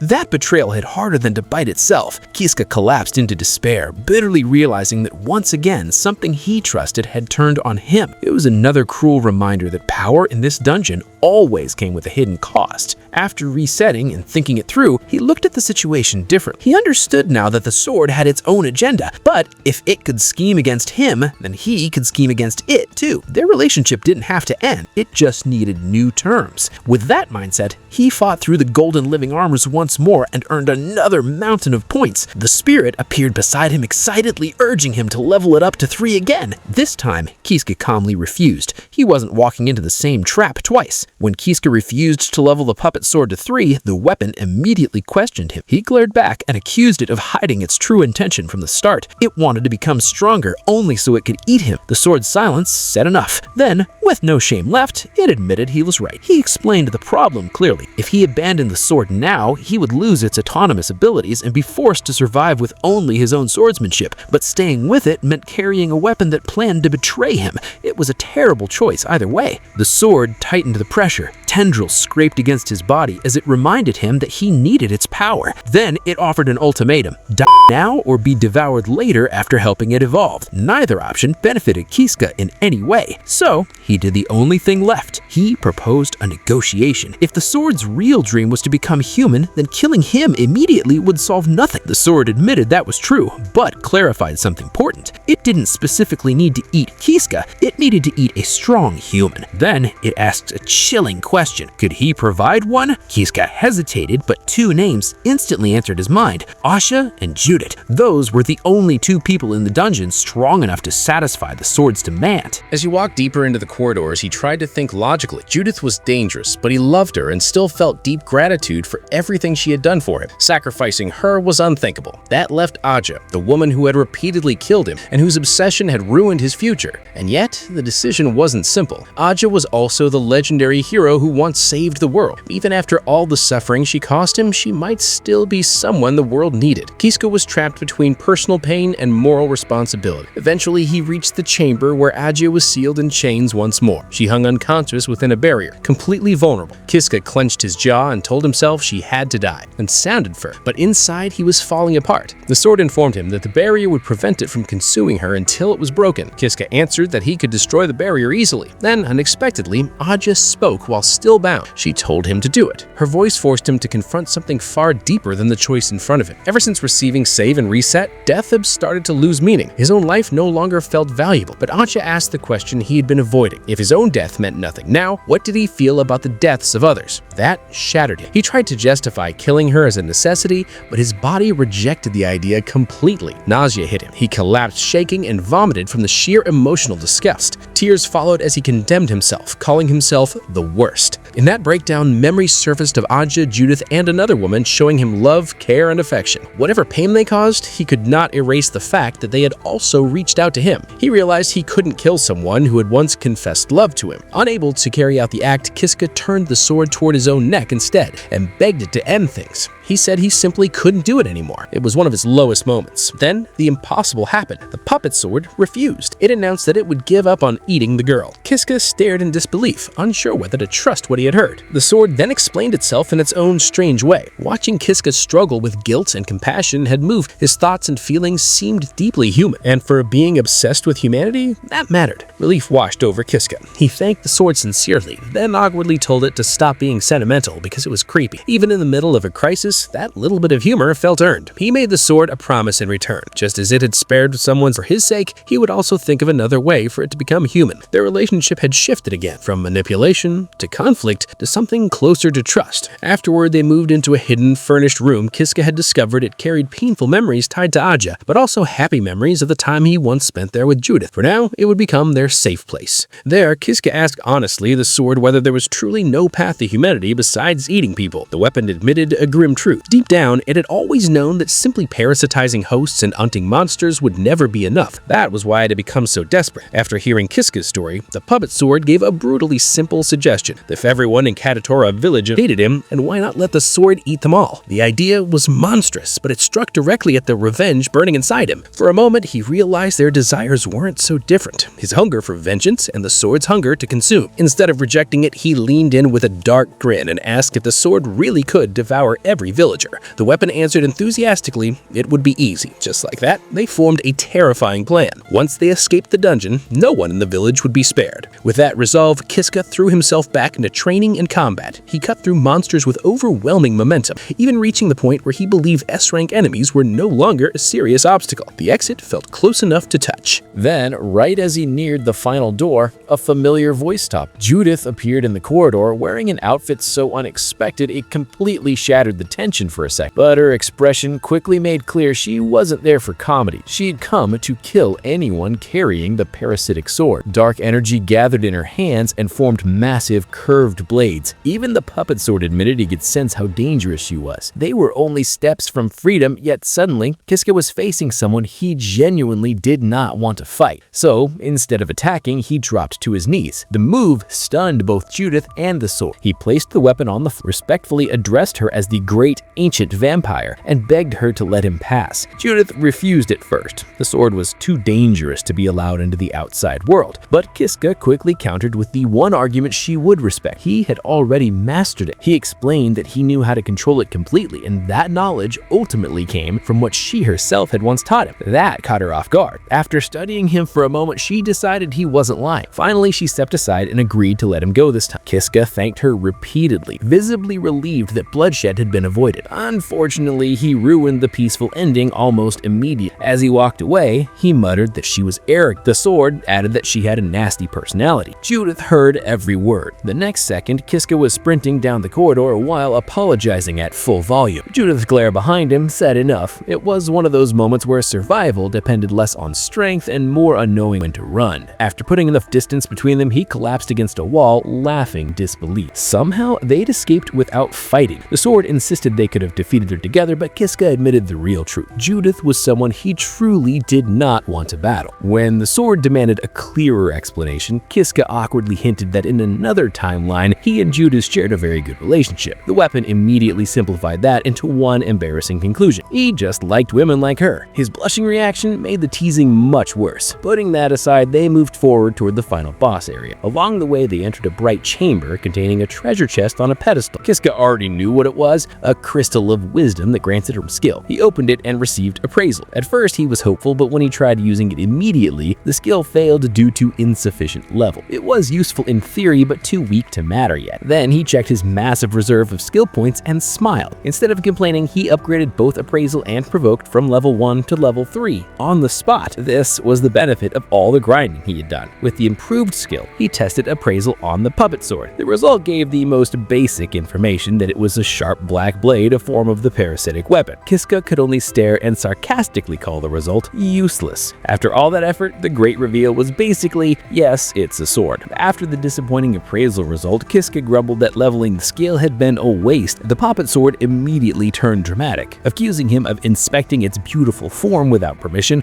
and calling him a pervert. Kiska tried explaining he was only testing the skill, but the weapon kept escalating the nonsense. It even declared that once it became a beautiful girl, it would show him its true form. Kiska could only force a tired smile and say he looked forward to it. With the absurd conversation behind them, they focused on the long corridor ahead. At the end stood enormous carved doors leading to the final chamber. Even after everything he'd survived, nervous sweat still formed on his face. When the sword asked if he was scared, he admitted he was. Instead of mocking him, the sword suddenly started cheering loudly for its master. The outburst was so ridiculous that Kiska burst into laughter. The tension broke instantly. It was one of those strange moments where nonsense becomes exactly what someone needs. Once he calmed down, Kiska thanks the sword sincerely. He admitted there was no way he could have made it this far alone. The sword brushed it off and told him to save the gratitude for later. Then together, they pushed open the giant doors. Beyond them was a vast, dark hall, so large that Kiska looked tiny standing at the entrance. The doors slammed shut behind him, sealing the arena. He drew the blade and lowered his stance. This was it, the real final challenge of the dungeon. From the darkness emerged a monstrous armored centipede large enough to dominate the entire chamber, its glowing white eyes fixed on him, reflecting his own small figure in their surface. Appraisal confirmed the truth. This was the giant centipede, an SSS rank monster. Worse, its venom was so corrosive it could melt metal. The final battle began immediately. The creature spewed a torrent of poison, forcing Kiska to dive out of the way. He watched it hiss across the stone floor and understood one clear fact. One direct hit would end the fight instantly. Trusting the sword's autonomous movement, he dodged the next spray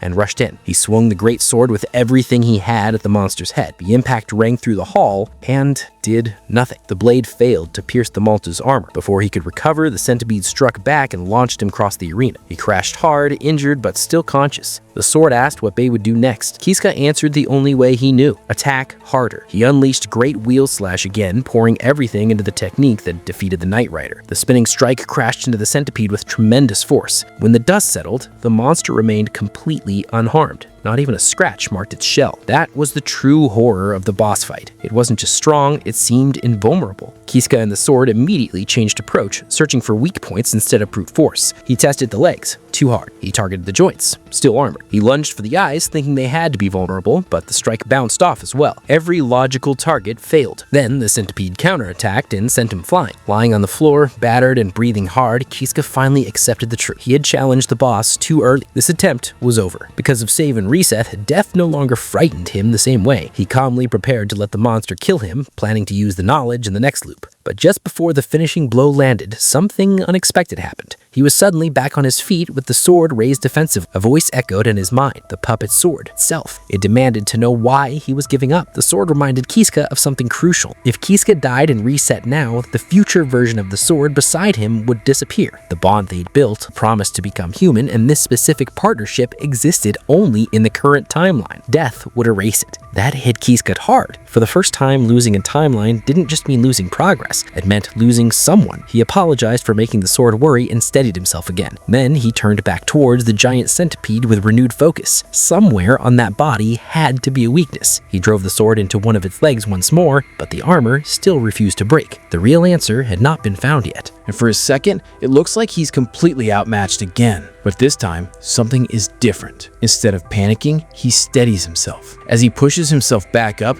he starts thinking more clearly. Something clicks. He grips the puppet sword and tells it directly. He thinks he's figured it out. The sword reacts with curiosity, but he doesn't sugarcoat it. He admits that what he's about to do is risky. There's a real chance they might both die. The sword doesn't hesitate. If anything, it gets excited. That moment is kind of interesting because instead of fear, there's this strange sense of teamwork between them. Not exactly normal, but at this point, normal isn't really part of his life anymore. So he commits. He calls out to the monster, deliberately provoking it. And it works. The centipede turns toward him, opening its massive jaws, ready to crush him in one move. He doesn't dodge. He steps forward.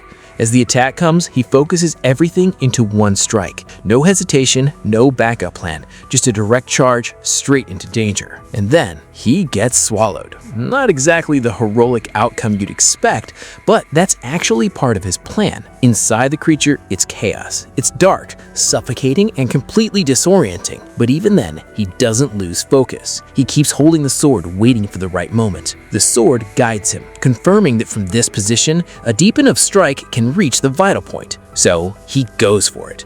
With everything he has left, he drives the blade forward from inside the monster's body, and that's what finally ends it. The damage is immediate and fatal. The creature can't withstand it from the inside. Its massive body collapses, and just like that, the fight is over. Kiska stands there, barely holding himself up, trying to process what just happened. Honestly, this is one of those moments where even he doesn't fully believe it. Then, the system reacts. A message appears confirming the kill and awarding him skill points. He stares at it, but it barely registers at first. He's too exhausted, too overwhelmed. Meanwhile, the puppet sword is celebrating like crazy. And after everything, he finally lets it out too. He shouts, not in anger this time, but in release. All the struggle, all the near-death moments, it finally paid off. He cleared the dungeon. That alone is insane when you think about where he started. Then something unexpected happens again. Another reward appears.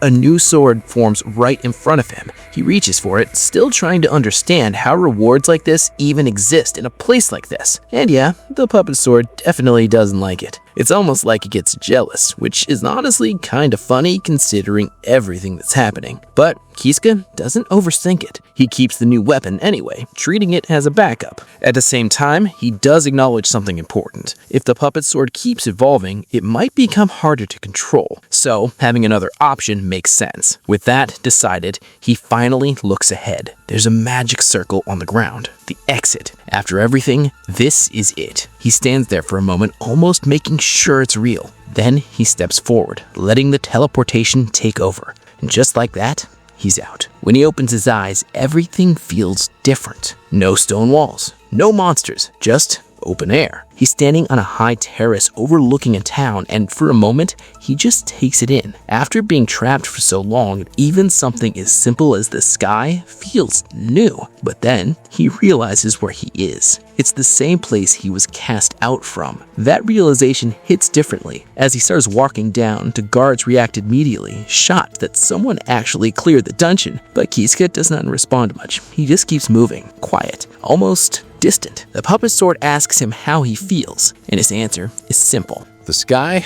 looks beautiful. It's a small line, but it shows something. For a second, it almost feels like he's letting go of everything that happened. But that doesn't last. The moment he enters the town, people start recognizing him. The same people who believe the accusations, the same ones who turned against him. And just like that, the memories come back. Everything he went through, the fear, the guilt, even the moments where he questioned himself. There's even a brief thought about forgiveness, but it doesn't stay. When the sword asks him directly if he's given up on revenge, his expression changes completely. He smiles, not in a good way, and he makes it clear he hasn't forgiven anything. That shift is immediate and cold. The sword loves it. As if reacting to that decision, it evolves again, gaining a new ability. The atmosphere around him changes, and people nearby start to panic. And then, he gives the command. No hesitation. He tells the sword to attack. What follows is chaos. The weapon goes after the villagers, and the situation turns violent instantly. Kisuke doesn't stay there watching. He moves away, but not because he's stopping it. He's already decided. Soon after, he runs into some of the same people who used to bully him. They don't even get a chance to react properly. He takes them down quickly, effortlessly compared to before. And when they look up at him now, there's no arrogance left, just fear. He looks down at them calmly and says it's been a while. At this point, the roles are completely reversed. Kisuke stood over his former bullies and demanded to know where Darga was. One of them tried acting defiant, but that confidence disappeared the moment Kisuke pressed the blazing sword near his face. The weapon's flames burned on contact, and the scream that followed made the other man beg for mercy immediately. Kisuke calmly explained he could keep burning them until they talked. It didn't take long for fear to win over. With directions in hand, he released the puppet sword to continue its rampage to the village while he handled personal business. The weapon gladly obeyed, turning the streets into chaos as Kisuke moved forward with one and clear target in mind. Soon, he found Darga in the middle of the panic. At first, Darga was only annoyed by the disturbance. Then, he recognized the silver-haired boy standing before him and froze in disbelief. Kisuke greeted him casually, almost like they were old acquaintances meeting again. Darga tried to regain control, brushing him off and saying he had no time for this while monsters attacked the village. Kisuke's smile widened as he revealed the truth. He was the reason those monsters had appeared. Before Darga could react, Kisuke stabbed him in the side with a short blade. Blood spilled instantly, and the bully collapsed in agony. Kisuke looked down coldly and clarified that Darga was misunderstanding the situation. This wasn't a fair fight. Kisuke could kill him whenever he wanted. Enraged and terrified, Darga ordered his men to attack. In the past, that command would have meant Kisuke's death. Now, it meant nothing. He moved through them effortlessly, faster and sharper than any of them could follow. Their weapons broke, their attacks failed, and one after another, they were cut down. Compared to the monsters of the dungeon, these men were nothing. When the last of them fell, Darga was left trembling on the ground. Kisuke knelt in front of it and asked if he knew what had occupied his thoughts during all that time in the dungeon. The answer was revenge. He had imagined countless ways to make Darga suffer. That finally shattered Darga's pride. He threw himself down, apologized repeatedly, and begged for forgiveness. Kisuke answered with a warm smile that only made the scene colder. He promised Darga one thing: he would not be given an easy death.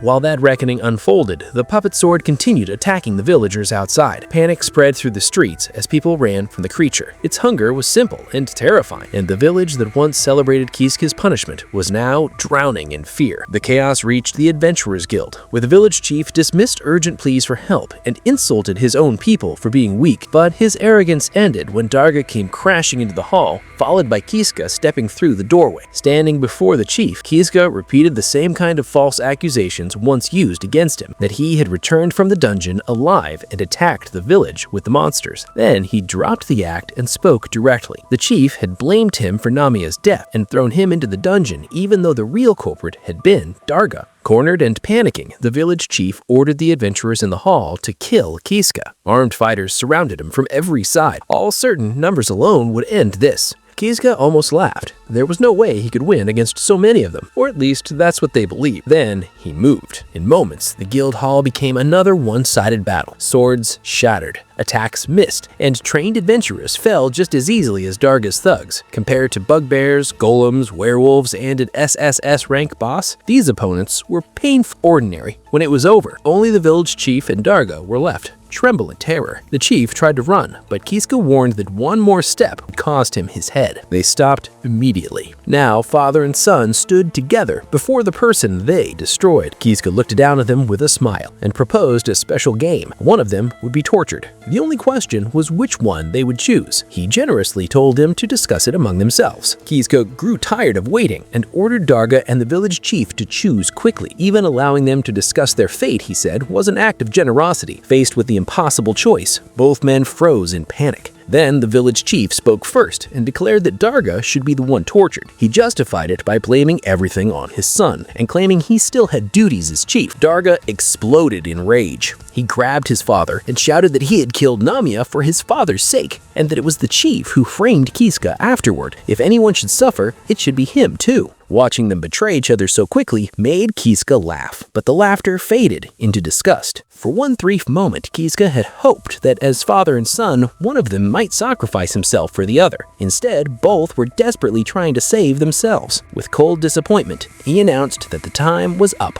Both of them would be punished. But that verdict instantly made the village chief change tactics. He threw himself to the floor, apologized for everything, and offered up his own son in exchange for mercy. Even Kiska looked stunned by how low the man had sunk. There was no uglier sight than a father selling out his child to save himself. Darga screamed at his father in fury, calling him worthless. Kiska watched the scene and declared they truly were perfect for each other. Then he made a new decision. He tossed two short swords onto the floor between them and told them to raise their heads. The new game was simple: fight each other to the death. The winner would be spared torture. Neither man hesitated. The village chief immediately attacked first, cutting deep into Darga's shoulder. Kiska watched in open delight. A father and son trying to murder each other for survival was exactly the kind of ugliness he wanted exposed. Just as the chief prepared to finish him, Darga grabbed the blade with his bare hand and fought back. Moments later, the chief lay defeated. Kiska applauded Darga for winning and calmly informed him that he would indeed be spared torture. For a second, relief flooded Darga's face. Then Kiska revealed the real prize. Instead of torture, Darga would receive a serious duel with him immediately. The relief vanished and terror returned. Kiska began listing every reason this fight existed. The years of bullying because of his silver hair, the ruined crops, the endless beatings, the life Darga made miserable for no reason, and above all else, Namia's death. Darga desperately tried to defend himself, claiming he had simply lost control and was sorry. Kiska answered with a calm smile and admitted something unexpected. He was happy that Darga had killed his own father. With the chief gone, there was no one left to interfere. Now Kiska could finish this with his own hands. Then he drove the blazing sword into Darga's chest. The long hatred, the years of helplessness, and the revenge he'd carried through the dungeon all ended in that moment. Father and son lay dead on the floor, and silence finally filled the hall. Standing among the bodies, Kiska thought of Namia and whispered her name. He had avenged her. The revenge that kept him alive for so long was finally complete, but there was no time to dwell on it. The puppet sword urged him to run, and a deep rumbling shook the village. Kiska rushed outside and stopped in confusion. In the middle of the street stood a gigantic black egg. When he asked what he was looking at, the voice of the puppet sword came from inside it. Before he could process that, cracks spread across the shell and the egg exploded, covering the street in thick fluid. From the remains emerged a young woman. Kiska immediately realized who it was. The puppet sword had become human, at least partly. One side of her looked normal and beautiful, while the other was grotesquely monstrous. She broke down in despair, crying that this was not the humanity she wanted. If becoming human meant looking like this, then she wanted to die. She begged Kiska to kill her. He refused instantly. With a gentle smile, he told her he didn't care how she looked. She was still his partner. Through tears, she asked the question that truly mattered to her. Could he love her even like this? Flustered but sincere, Kiska answered that he could. Joy replaced her despair, and she thanked him with tears in her eyes. But the moment was interrupted by a dark presence descending from above. The true, monstrous essence of the puppet sword appeared separately and accused Kiska of being a terrible liar. Whatever had just been born, the story was clearly not over yet. Kiska could only watch in shock as the dark mass lunged forward and wrapped around the puppet sword's human body. Her hand hand reached out toward him for a final moment before she was swallowed completely. Then the darkness twisted, expanded, and erupted into a grotesque, monstrous form that roared with enough force to throw him backward. Time passed. The story moved from chaos to silent. Kiska was later seen kneeling in a graveyard before a row of headstones, his sword resting beside him. He looked at Namiya's grave and quietly told her that he had avenged her. He spoke honestly to the stone as if she were still listening. In that village, she was the only person who protected him, the only one truly on his side. He admitted she had been everything to him. To keep the promise he made to her, he risked his life in the Katerov dungeon and died countless times trying to escape. Then he told her about the friend he met there, the puppet sword. He explained that this strange companion dreamed of becoming human and that without her help, he never would have escaped or fulfilled his revenge. His voice grew heavier as he admitted something had gone wrong. Now, both Namiya and the puppet sword were gone. That loneliness crushed him. With tears running down his face, he asked how he was supposed to keep living from that point onward. In the middle of that despair, a memory surfaced. The promise of the skill that had changed everything. Suddenly, a translucent status screen appeared before him. He stared in disbelief. Save and reset was still there. The puppet sword skill was gone, but the most important power remained. Hope returned immediately. If he still had save and reset, then this ending was not final. He tightened his grip on his weapon, made a new decision. Standing at the edge of a cliff, Kiska laughed with wild determination and shouted a promise into the wind. He told the puppet sword to wait for him. In the next timeline, he would make her human no matter what it took. Then, he jumped into the abyss, choosing death so he could start again. The story resumed on attempt number 560, but this time, revenge was no longer his main purpose. Killing Darga would never bring Namiya back. His new goal was clear: save the only true friend he found in the dungeon. He moved through the familiar dungeon paths and reached a stone chamber tied to the puppet sword's dream, but something was wrong. The sword was nowhere to be found. Before he could react, dark tendrils shot from the shadows and wrapped around his leg, a horrifying creature, a giant fleshy orb covered with countless eyes and lined with jagged teeth. Kiska stared in disbelief and whispered the name of his lost companion. It was the puppet sword. He begged to know why this had happened. He remembered how she had slowly become more human with every loop, and now she had turned into something monstrous instead. The truth broke him completely. Then an even worse realization followed. If the puppet sword was no longer a sword, then there was no way for him to clear the dungeon and escape. He understood that she existed outside the normal rules of save and reset, unaffected by the same cycle that governed his deaths. That meant his real problem was bigger than one failed future. To save her and reclaim any path forward, he needed to understand the source of save and reset itself, and there was only one person who could possibly explain it. So, Kiska went back to Agia's chamber and broke the barrier holding her in chains. She fell to the floor, woke up slowly, and looked at him in confusion. When he asked if she remembered him, she apologized and said she did not. As the conversation continued, the truth became clear. Agia didn't just forget him, she didn't even remember herself. She didn't know her own name, her past, or why she was trapped there. She had amnesia. Even so, Kiska pressed on and explained the situation. He told her about the living sword who had become his friend, how she turned into a monster, and how he wanted to fulfill her dream of becoming human. Agia listened tearfully. Then, with a bright and determined smile, she clenched her fists and said she would help him. The offer caught Kiska completely off guard. After everything tied to her, this new version of Agia felt like an entirely different person. Kiska looked at the gentle Agia beside him and realized how different she was from the one tied to his worst memories. For now, he pushed those thoughts aside and focused on the person standing in front of him. When she noticed his hesitation and asked if something was wrong, he explained the immediate problem instead. There was a dangerous monster ahead and he had no weapon to fight it. That led to a sudden idea. He asked if she knew anything about an items. The term triggered a faint memory inside. Agia held out her hand, concentrated, and a glowing orb of light formed above her palm. Moments later, she smiled in surprise and pulled a sword out of the light. He handed it to Kiska, admitting he would make better use of it than she could. Armed once again, Kiska moved down the corridor and put the blade to immediate use. He fought through the headless beasts ahead, dodging their attacks and cutting them down one after another. Agia watched in amazement as he handled enemies she could barely process. Afterward, they took a moment to rest while she gathered meat for dinner. But Kiska's thoughts were already on the next obstacle. Golden living armors waited deeper in the dungeon, and he knew ordinary strength would not be enough. If he wanted to save the puppet sword, he needed answers about the parasitic series and how to reverse what had happened. There was only one person he could turn to. He told Agia they were about to meet someone difficult and warned her to be extremely respectful. Agia nodded suspiciously,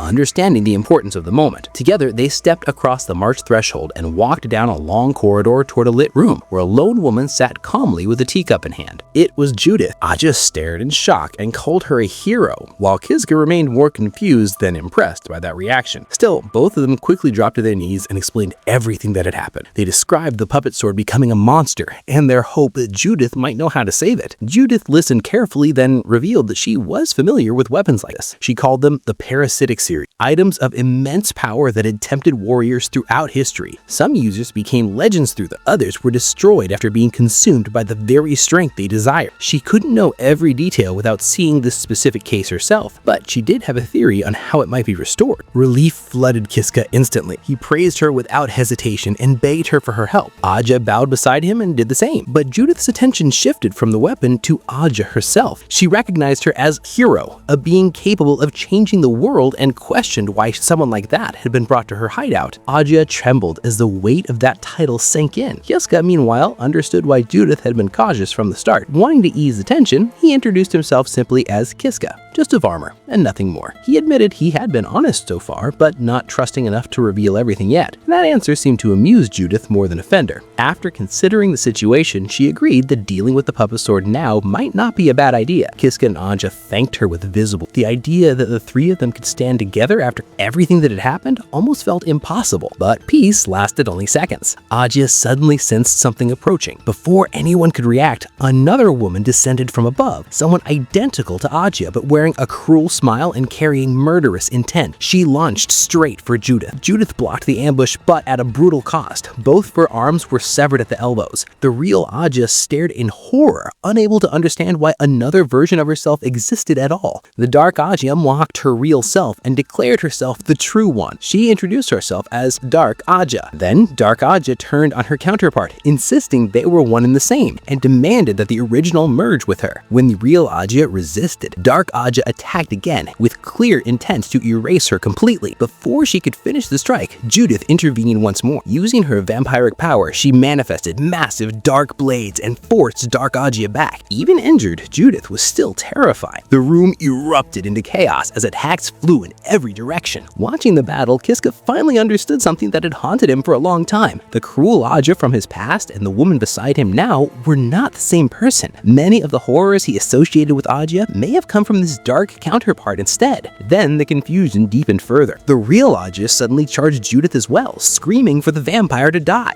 Kiska moved instantly, stepping between them and locking blades to stop the clash. Standing between two versions of Agia and a furious Judith, he declared his decision. He would stop Dark Agia himself. His words shook her for a moment, but that shock quickly became rage. She threatened to kill him if he continued to stand in her way. Kiska answered with a cold grin and one dangerous reminder. If she killed him, she had no idea what consequences followed. Kiska's calm refusal to move only made Dark Agia more furious. She screamed at him to stop interfering, but he simply turned his back on her and walked toward Judith and the real Agia instead. Standing protectively before them, he finally explained himself with complete honesty. He was not trying to oppose her for the sake of it. He only wanted to protect the people he considered close to him. Those words shattered Dark Agia's composure. She desperately insisted that she was the true hero who had saved the world and that the woman beside him was the fake, but Kiska remained unmoved. Hero status meant nothing to him now. There was only one thing he knew for certain. She was the one who did not belong there. That rejection exposed the pain beneath all her rage. Dark Agia broke down, crying that even after saving everything, everyone's love still went only to Agia. No one had ever truly loved her. Through tears and despair, she confessed that if this was the result of saving everything, then she wished the world would simply disappear. Then she whispered one word: reset. A black star of jagged energy formed in her hand and exploded outward. Darkness spread through every corner of existence, swallowing light, space, and everything around them. The world did not end through war or catastrophe. It ended because one broken girl decided a world without love had no reason to exist. When Kiska opened his eyes again, he was no longer in that ruined time. He found himself in Katara village, but not the version he knew. He was sitting in the Adventurers Guild, quietly eating and drinking while the village around him existed exactly as it had 100 years in the past. His mind returned to the final moment of that destroyed world, and the strange void followed. In that endless endless black space marked by glowing white grids, he had encountered mysterious floating geometric shapes that called themselves the Observer. The being spoke casually, almost amused by everything that had happened. The Observer explained that the world truly had been erased because Dark Agia rewrote causality itself. Yet Kiska remained conscious because he existed outside the normal flow of causality thanks to save and reset. Then it asked him a direct question. Did he want to save Agia? According to the Observer, Agia was the key to the world's survival. If he could save her, there might still be hope for the world to be reborn. Kiska didn't understand everything, but one truth was obvious.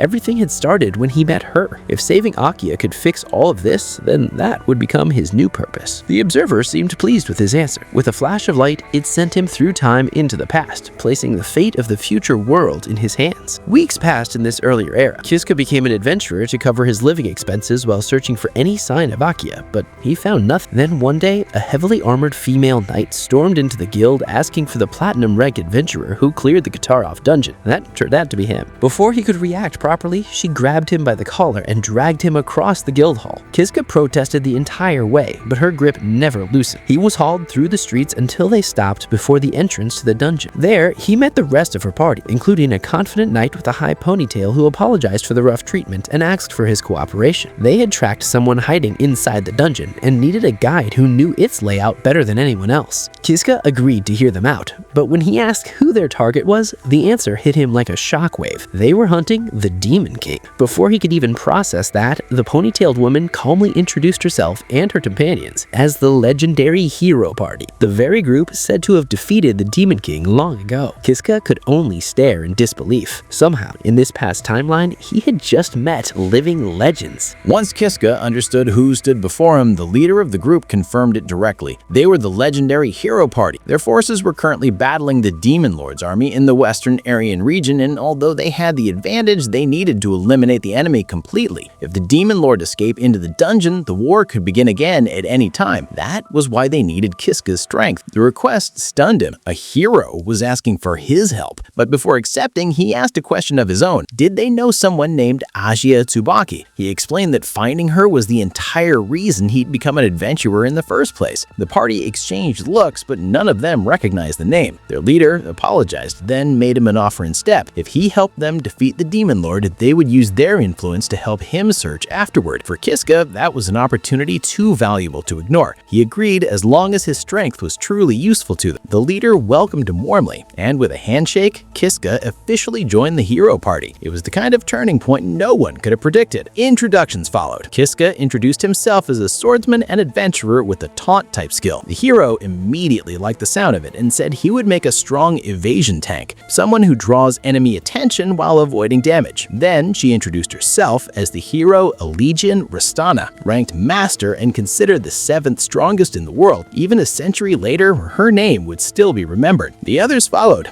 Canaria, a holy knight, gave the shortest and most rigid introduction possible. Gorgon, a heavily armored warrior, greeted Kiska with loud enthusiasm and promised the team had solid people despite their quirks. Then came a hooded figure named Nock, who said absolutely nothing and somehow became even more suspicious because of it. Finally, Kiska noticed a tiny girl with elven ears standing among them. Thinking she was a child, he kindly patted her head and asked where her mother was. The entire party burst into laughter. The little girl was actually Maya, an elven mage older than everyone there. Furious, she pointed her staff at him and warned him never to treat her like a child again. With introductions complete, the group headed for the dungeon, but instead of taking the main entrance, Kiska led them to a hidden chamber containing a teleportation circle. He explained it was another route deeper inside, the same place where criminals once had been cast away. Quietly, he admitted that this was where he himself had been thrown before surviving the impossible. That revelation shocked Canaria, who demanded to know who he really was. Before she could press further, Elysian stopped her. Rather than interrogate him, she simply asked whether the monsters beyond were strong. Kiska grinned and answered that his former self had died hundreds of times against them. For this party, though, things would be different. Everyone stepped under the glowing circle together. Kiska looked at Legion and appreciated something simple but meaningful. She had chosen trust over forcing him to relive his painful past. That alone strengthened his resolve. This was his second chance at the dungeon, and this time he intended to clear it properly. The teleportation activated, but something went wrong. When Kiska opened his eyes, he was alone in a torch-lit corridor. The rest of the party had vanished. They'd been separated during the transfer. With no time to panic, he made regrouping his priority and moved deeper into the halls. Soon, a familiar roar echoed ahead.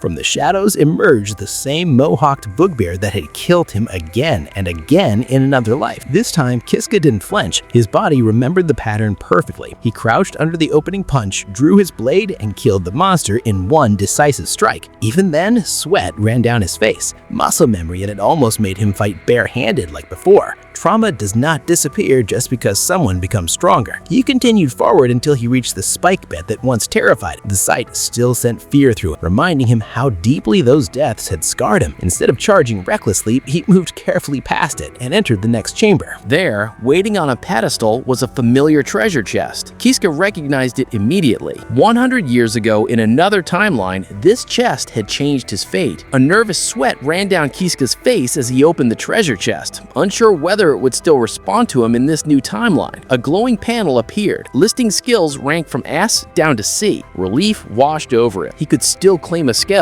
Now, the only question was which one. As he scanned the options, he remembered how helpless he once been in this dungeon, unarmed, surviving only by tricking monsters into fighting each other. This time was different. He had a flaming sword, battle experience, and real combat skill. With that in mind, he made his choice. Acceleration. He immediately tested it against a group of bugbears. The result was overwhelming. In an instant, the monsters were cut apart before they could react. Kiska stood among the remains, staring at his blade, almost wondering if they had always been this weak. In truth, he was the one who had changed. A hidden stone passage opened nearby, confirming the room had been cleared. Kiska smirked. The dungeon monsters that once tormented him were no longer true threats. But he reminded himself that clearing the dungeon was not enough. His real goal was the Demon King. Instead of rushing to reunite with the hero party, he headed for a chamber marked by 3 teleportation circles. There was something he needed to confirm first. Without hesitation, he stepped onto one of the glowing sigils and let the magic carry him away. He arrived in a vast, dark room filled with distant lights like stars. At its center stood a massive cylindrical seal. Kiska froze as memories of Agia bound in chains flashed through his mind, but the chamber was empty. Then the truth hit him. In this era, she had not been sealed yet. That only created a new mystery.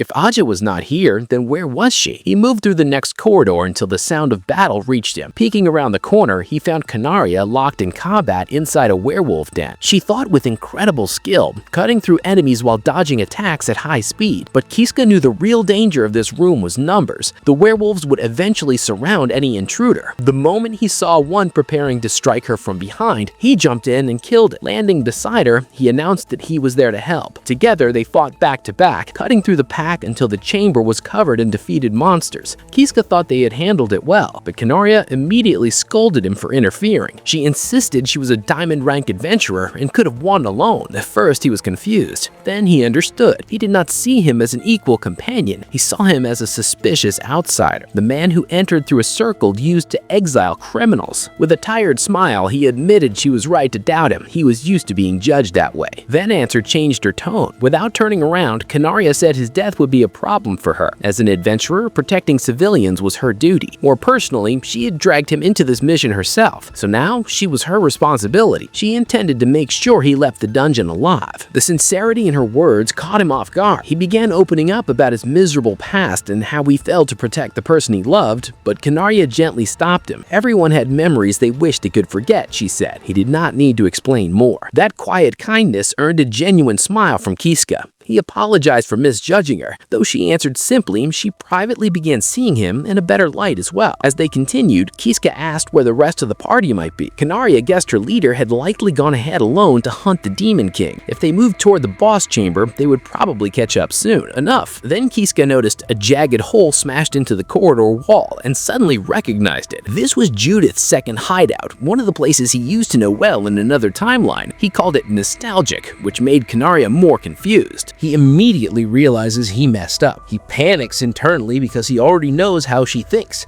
If she believes there are vampires involved, there's no way she'll just ignore it. She'll want to deal with it immediately, no matter what their current goal is. So he tries to fix it fast. He starts backtracking, stumbling over his own words, trying to change the explanation on the spot. Instead of vampires, he claims it's just some kind of break room. Even as he says it, it sounds weak, and Canaria clearly isn't convinced, but he keeps pushing it anyway. He adds unnecessary details, trying to make it sound believable, even joking a bit about it having beds in a kitchen. It's obvious he's just trying to avoid the situation, and honestly, it's one of those moments where you can tell he's thinking more about protecting something than telling the truth. Canaria doesn't fully buy it, but she doesn't press further either. She points out they're not exhausted and that wasting time doesn't make sense, which basically means they should move on. For Kiska, that's a relief. He avoids having to explain more, at least for now. But at the same time, there's something going on in his head. He's clearly conflicted, especially when it comes to Judith. There's a connection there, but also suspicion, and he hasn't resolved that yet. As they continue through the corridor, something feels off in a different way. The place feels familiar to him, not in a vague sense, but in a very specific one. The structure, the layout, it's like he's seen it before and not recently. He even notes to himself that it hasn't changed even after what feels like a long time. That detail alone says a lot about what he's been through, even if it's not fully explained here. Their focus shifts back to the main objective, and Kiska brings up something important. He asks why the Demon King would even come into a place like this. Canaria answers with a clear and logical explanation. She believes the Demon King was heavily injured during a previous battle and came here to recover. But that's not the only reason. There's something worse behind it. Her theory is that the Demon King is hunting the dungeon bosses, not just to defeat them, but to consume them and absorb their power. That idea changes everything. Kiska reacts immediately because if that's true, then they're on a time limit. Every boss the Demon King reaches makes it stronger, so instead of moving cautiously, he suggests heading straight for the boss rooms. Canaria agrees, but she also makes it clear that this plan comes with risk. They might not find the bosses first, they might run straight into the Demon King instead. Even so, they move forward. Eventually, they reach a massive reinforced door, and from the other side, they hear something: combat. Loud, heavy impacts that echo through the structure. Kiska recognizes it right away.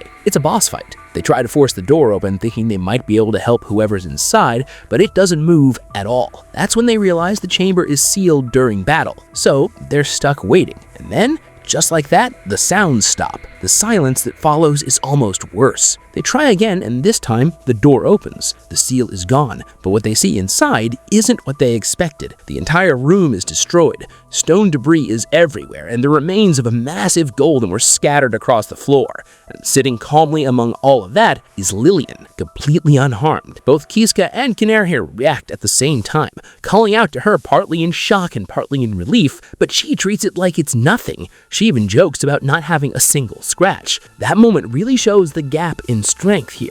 Kiska can't help but notice it. She just defeated something that would have been a major threat to anyone else, and she did it alone. But she doesn't dwell on it. She immediately brings the focus back to the mission, asking about the remaining boss rooms. Kiska answers confidently, explaining what lies ahead based on what he knows. 2 more bosses. But even that information starts to shift. Dungeon layouts can change over time, and what used to be there might not be the same. That uncertainty adds pressure, but instead of slowing down, they push forward harder. They decide to clear the remaining bosses before the Demon King gets to them. But when they reach the next chamber, everything falls apart again. The room is empty. There are signs of a fight, feathers scattered across the ground, and traces of something that used to be there, but the griffin is gone. It doesn't take long to understand what happened. It wasn't missed, it was already eaten. That realization hits hard because it confirms Canaria's theory. The Demon King is already ahead of them. At that point, there's no more guessing. They're running out of time. Kiska reveals that the next chamber is the final one at the very end of the dungeon. Hearing that changes the mood instantly. There's no more delay or mistakes. Agia takes control and tells him to lead the way. He hesitates for a moment, bringing up the others, suggesting they regroup first. From his perspective, it makes sense. Going into something like this without everyone feels risky, but Agia shuts that down immediately. She makes it clear they don't need to regroup, and then she says something even more direct. She'll handle the Demon King herself. It's not arrogance exactly, but it's definitely confidence. She backs it up by pointing out that her attacks could be dangerous to allies anyway, so fewer people might actually be better. Canaria supports that reasoning, and just like that, the decision is made. The group moves forward as they are. As they go deeper, they pass an open chest that's already been emptied. Kiska notices it right away and points out that something important has already been taken, another sign they're behind. Eventually, they reach the final doors. This time, the atmosphere is completely different. There's tension, but also a kind of acceptance. They all know what's waiting on the other side, even if they don't know exactly what form it will take. Kiska says it out loud. This is it, the final boss chamber. They push the doors open, and what they see inside isn't what they expected. The Demon King is already there, sitting calmly, like it owns the place. And worse, it's in the middle of eating something. It takes Kiska a second to realize what he's looking at, but when it clicks, it's disturbing. The final boss they were supposed to fight is already being consumed, which means they're too late. Agia doesn't react with shock like the others. She actually steps forward, completely composed, and even questions the Demon King about it, almost casually asking how it tastes. The Demon King answers just as casually, says it's average. That exchange alone says everything about how serious the situation is. And just like that, the confrontation begins. Then the Demon King rose to his full height. The monster towered over them, immense and terrifying. He remarked that although the meal was disappointing, he could feel tremendous power surging through his body. When his eyes fell on Kiska, he laughed and said this saved him the trouble of hunting the boy down himself. Without another word, the Demon King charged. A legion met him head-on, unleashing a holy sword technique while he countered with a dark slash of his own. The two attacks collided in a blinding explosion that shook the chamber. Neither side was harmed. The battle escalated immediately. Their weapons clashed again and again, sparks and shockwaves filling the room. One stray strike flew toward Kiska, forcing him to dive aside just in time. Agia shouted that if either combatant's attacks touched them directly, they would die instantly. Their only job was now survival. While dodging the crossfire, Agia explained their enemy. This was Demon King Zorga, a mutated giant who devoured humans. He had already been ranked 5th among the master class, above Allegiant's 7th rank, and now, after consuming the dungeon bosses, he was likely even stronger than before. That terrifying truth soon showed itself. Zorga's sheer power began driving Allegiant backward. Even she was struggling to hold her ground. He sneered, praised her for lasting this long, and declared that the battle was over. Then, he raised his weapon and evoked a finishing move, Annihilation. Kiska instinctively tried to rush in, but Agia and Allegiant shouted for him to stay back. If he came any closer, he would be caught in the crossfire of their attacks, die immediately. He froze, forced to watch helplessly. Zorga slowly lifted his weapon and announced a change of plans. Instead of torturing the hero, he would erase her completely. Dark power gathered into his blade as he unleashed a terrifying technique meant to burn her to ash. Then, just before the strike landed, one word cut through the chamber: save. The incoming attack vanished entirely, leaving only a scorched crater where Allegiant had been moments before. Zorga laughed mockingly, believing she had simply disappeared. But the next second, dozens of Allegiants surrounded him and attacked from every direction at once. Kiska stared in disbelief. At first, it looked as if she had multiplied, but he quickly realized the truth. Her movements were happening too fast for the eye to follow. Allegiant was using her unique save ability to rewind brief moments of time and repeat them so rapidly that it created the illusion of countless simultaneous copies. That revelation hit Kiska deeply. He possessed save and reset himself, yet seeing someone use the power at this level showed him how little he truly understood it. What had once been survival tools in his hands became divine combat techniques in hers. The battle reached its climax. Allegiant's final time-woven strike landed cleanly, and she declared that Zorga's reign was over. The Demon King's colossal body began to break apart, his armor and flesh crumbling until nothing remained but scattered ruins on the floor. Agia cried out in relief, and Kiska called Allegiant's name as the tension finally broke. She turned to them with a tired but satisfied smile and casually asked if she had made them work. Before anyone could answer, another set of doors opened behind them. The rest of the party rushed in, Gorgon booming questions about the Demon King, Maya excitedly calling for a legion, and the others relieved to see the battle was already won. As everyone prepared to leave, Kiska's thoughts turned elsewhere. He had just watched a legion defeat the Demon King using save, the very power tied to his own fate. That only deepened the mystery surrounding Agia. If a legion was the hero who saved the world,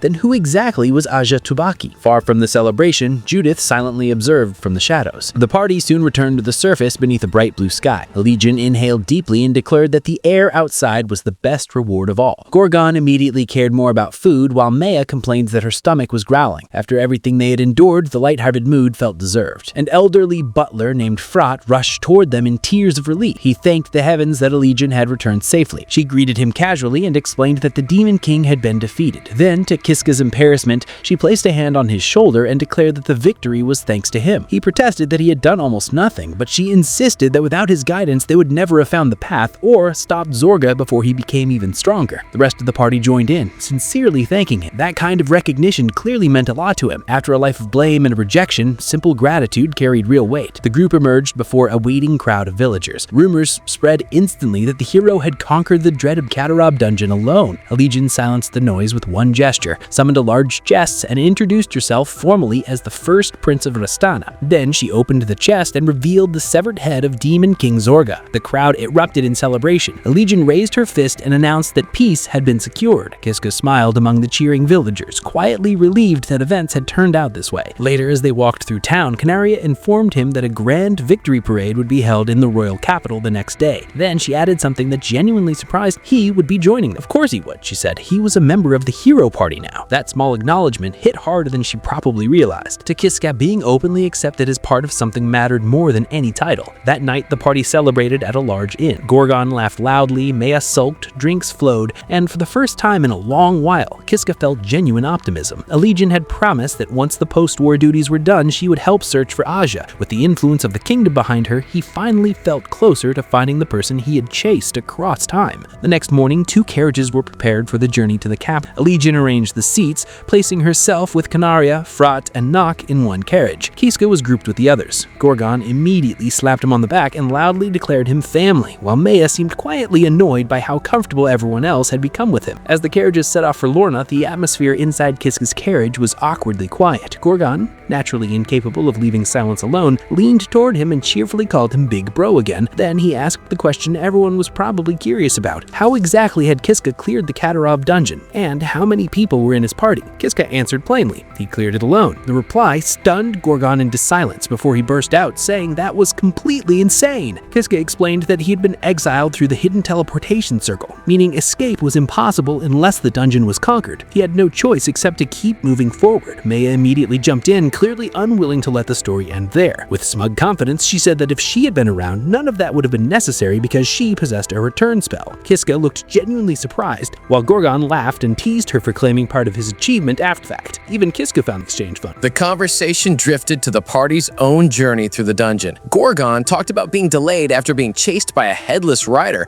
while Kiska explained how everyone had gradually regrouped and followed Nock's lead without realizing it. He also admitted he had barely spoken to the hooded adventurer at all. Looking toward Nock only made the mystery feel deeper. The silent figure seemed to be studying him just as carefully. Then the carriage jolted to a violent stop. Everyone was thrown off balance. Kiska reacted first, throwing open the door and jumping outside. The others followed close behind. What he saw ahead made his blood run cold. 2 figures stood in the road, facing each other. One was Demon King Zorga, towering and armed as if he had never died. The other was a Legion, already wounded and struggling to remain standing. A massive hole had been torn through the center of her armor. Kiska could barely process the scene. They had killed Zorga. He had seen it happen. Yet the Demon King stood there grinning as if mocking reality itself. A Legion, voice shaking, warned Kiska to stay back. Then death came from somewhere else entirely. A blade of dark energy shot through the air and pierced Kiska through the chest. Blood burst forward as his body locked in shock. He looked down in disbelief at the jagged weapon buried inside him, unable to understand what had happened. As his strength faded, only one thought remained. Who killed me? He tried to turn, tried to see the attacker, but all he caught were fragments, a dark scythe, movement in the shadows, his own hand falling lifelessly toward the ground. Then everything went black. Kiska awoke in a torchlit corridor. This was his first death since arriving 100 years in the past. The meaning was immediate. The timeline had become dangerous again, and this death marked the start of a new cycle. He remembered Allegiant's warning. His own death could be repeated, but if she died, the future itself might be ruined. That hardened his resolve instantly. If protecting her was what this timeline required, then he would do it no matter how many times he had to start over. Still, the trauma of that moment would not leave him. Allegiant collapsing, Zorgas somehow alive, the dark blade through his chest. It all replayed in his mind. Worst of all, he still did not know who had attacked. As he walked deeper into the dungeon, he began reconstructing the event logically. The lead carriage should have contained Canaria, Nock, and Frat, yet none of them were present at the battle. That meant someone had likely killed everyone in that carriage first. Then they revived the Demon King, circled behind Kiska's carriage, and struck from the rear. The more he thought about it, the worse it became. Legion was Master Rank, Canaria was Diamond Rank.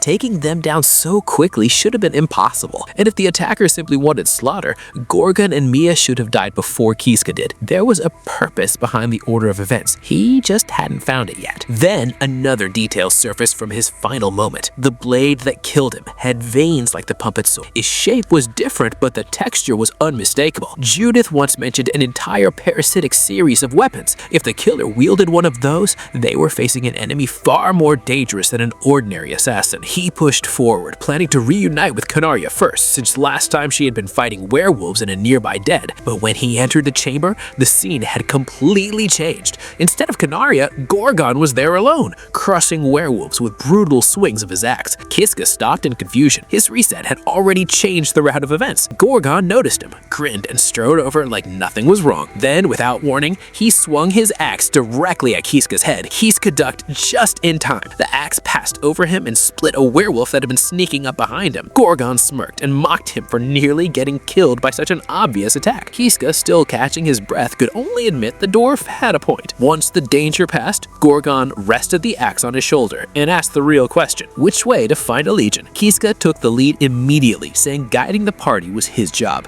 As they walked, he apologized for not knowing the teleportation would separate everyone. Then she said something that clearly stayed with him. From what she had seen, Kiska was loyal, dependable, and someone worthy of trust. Fret and Mia silently agreed. Hearing himself described that way after a life of rejection carried real emotional weight. And just when it feels like things are finally moving in a clear direction, another shift hits Kiska. They're moving forward again, and Kiska confidently points out that the next boss chamber should be just ahead. Iligen might already be there, which immediately gets a reaction. Gorgon looks at him with a strange smile, clearly noticing how specific his knowledge is. Then he asks something that throws Kiska completely off. He casually questions whether Kiska already knows the future. For a second, Kiska can't even respond. It's such a direct question that it feels like it cuts through everything he's been trying to hide. Before he can come up with anything, Gorgon suddenly shouts at him to move. That abrupt shift breaks the moment, but the damage is already done.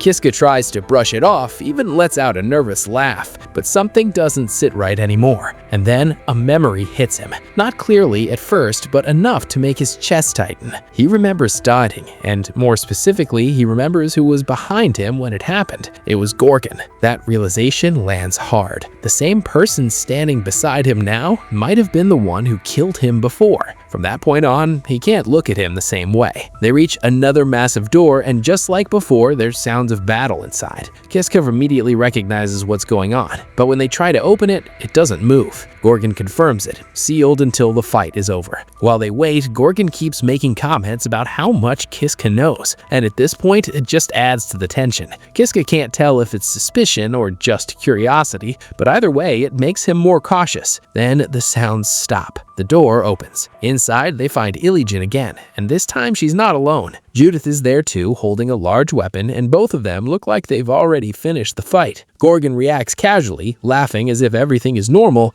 but Kiska is completely thrown off. For a second, he even mistakes who he's looking at, mixing things up in his head. That confusion just shows how unstable everything feels for him right now. Judith, on the other hand, seems to understand that things aren't unfolding the way they should, but she keeps that to herself. Iligen welcomes them like nothing unusual is happening, smiling and acting relaxed. Gorgon responds with his usual confidence, brushing off the difficulty of the fight like it was nothing. Kiska barely says anything, because at that moment, something else hits him, a sudden clear image in his mind. Iligen, smiling the same way she is now, but saying something completely different, that he's going to die tomorrow. It's not a vague feeling, it's direct and it shakes him. He snaps back to the present, but that thought doesn't go away. Instead, it sticks with him as they continue moving forward. The group progresses through the dungeon without any major issues after that, but for Kiska, it doesn't feel calm at all. Every step forward just feels like it's leading towards something he already knows is going to happen. Eventually, they leave the dungeon and reach a town where they stop for the night. It's quiet, almost too normal compared to everything before. Then morning comes, and they prepare to leave for Larna. 2 carriages are ready, set up for the journey. Elaboration takes charge of organizing everything, making sure the group is split properly. When she turns to Kiska, she explains that the arrangements were made with him in mind, which catches him off guard a bit. He starts to respond, but before he can finish, she suddenly declares that she'll ride with him. Not just casually either. She says it like she's made a firm decision, even adding she wants to personally change his fate. That line stands out. Kiska doesn't even know how to respond properly. He just questions if she's serious, but she's already moved on, continuing to organize the rest of the group. Yao joins them as well, clearly excited, and just like that, the group settles into their positions. The journey begins. Inside the carriage, things seem calm on the surface. The ride is steady and nothing unusual happens at first. But Kiska isn't relaxed at all. He's tense the entire time because in his mind, he keeps seeing that same image, Elaboration, injured fatally. That memory refuses to leave him, and it pushes him into a constant state of alertness. He knows something went wrong in this exact kind of situation before, and now he's trying to figure out what it was before it happens again. Elaboration notices his behavior pretty quickly. She leans in slightly, asks if something's wrong, pointing out that he's been unusually serious since they got in. He gets caught off guard, then quickly makes up an excuse, saying he's just nervous because he's never been to a big city like Larna. She accepts it without pushing further. Instead, she tries to reassure him, explaining that the ruler of that city is her father and that he's a kind person. She even adds that Kiska will be welcome, especially after everything he's done. That actually helps a bit. For a moment, he relaxes enough to smile and go along with it, but internally, he knows she has no idea what he's carrying right now. There's even a small moment where she adds something quietly, almost like it slips out, but it doesn't fully register for him. Still, the overall mood in the carriage lightens a little. They talk more casually after that. She asks about his past, and he explains that he grew up as a farmer and only traveled occasionally as a peddler. Compared to everyone else, he doesn't see himself as anything special. But she doesn't agree with that at all. She points out that what he's done isn't normal, especially for someone with his background. She reminds him that others in their group also came from ordinary beginnings, and strength isn't limited status. Then she says something simple, but it hits differently. She calls him reliable, someone trustworthy, and from the way the others react, it's clear they agree.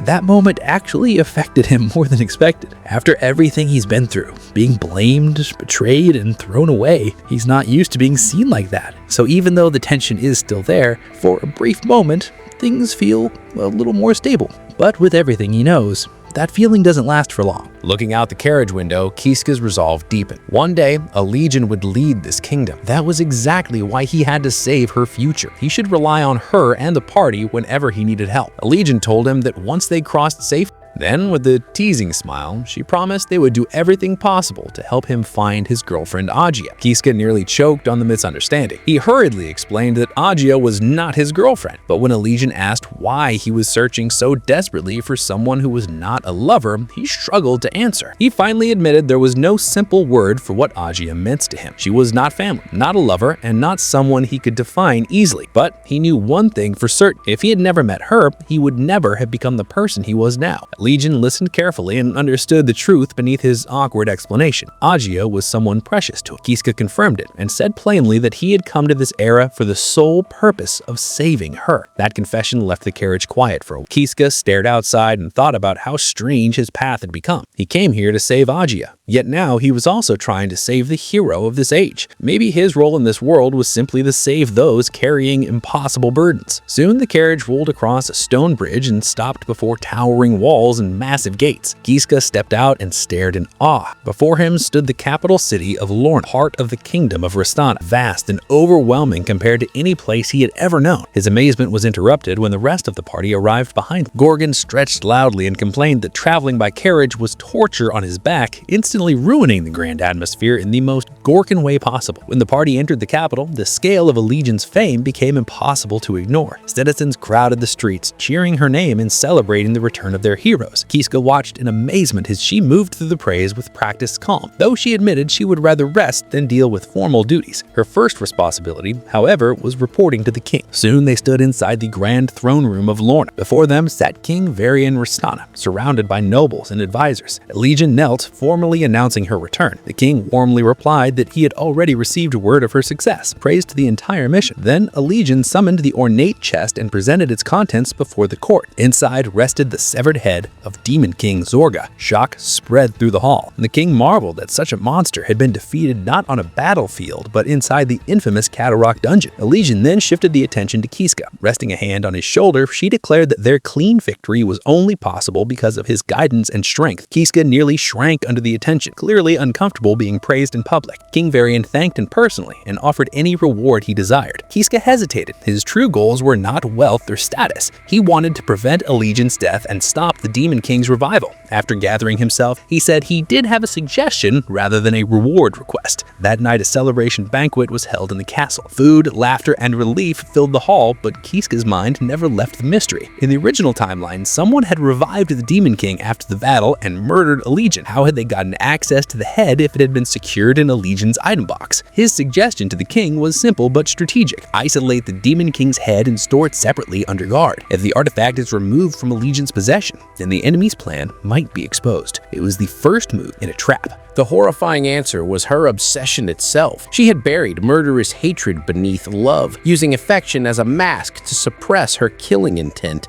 until the right moment came. It was twisted, irrational, and terrifyingly sincere. Kiska recoiled at the logic. He begged her to abandon this madness and warned that if she still intended to revive the Demon King in order to kill a Legion, he would stop her himself, even if it meant killing her. Canaria only laughed. Then her expression turned cold. She apologized, claiming everything she did was for the sake of the world. In the next instant, she grabbed his wrist and dark energy exploded from her hand. A black sword materialized in her grasp, its guard shaped like a staring eye. Kiska froze in shock. It was the puppet sword. With a triumphant smirk, she confirmed the truth. In this era, she was the one who possessed the puppet sword. She had allowed him freedom only because she wanted to observe him and learn who he really was. Now that he had become troublesome, she had decided to act. The battle turned instantly. Her strikes became overwhelming. Kiska knew exactly how dangerous that weapon was. The automatic support, the boost to offense and defense, the unnatural combat assistance. Against the puppet sword, his blazing weapon was at a severe disadvantage. After barely surviving several clashes, he realized he could not win head-on. He turned and sprinted for the exit, hoping to retreat and rethink the situation. Canaria shouted after him. He never reached the door. A massive figure blocked his path. Before he could react, a crushing blow struck from behind and sent him sprawling across the floor. When he looked up, the face above him was Gorgon. The dwarf mocked him for getting hit by such a slow attack. Kiska could barely move. The betrayal was now undeniable. Gorgon and Canaria had been working together from the start. Canaria ordered Gorgon not to kill him yet. Kiska was the one who had hidden the Demon King's head,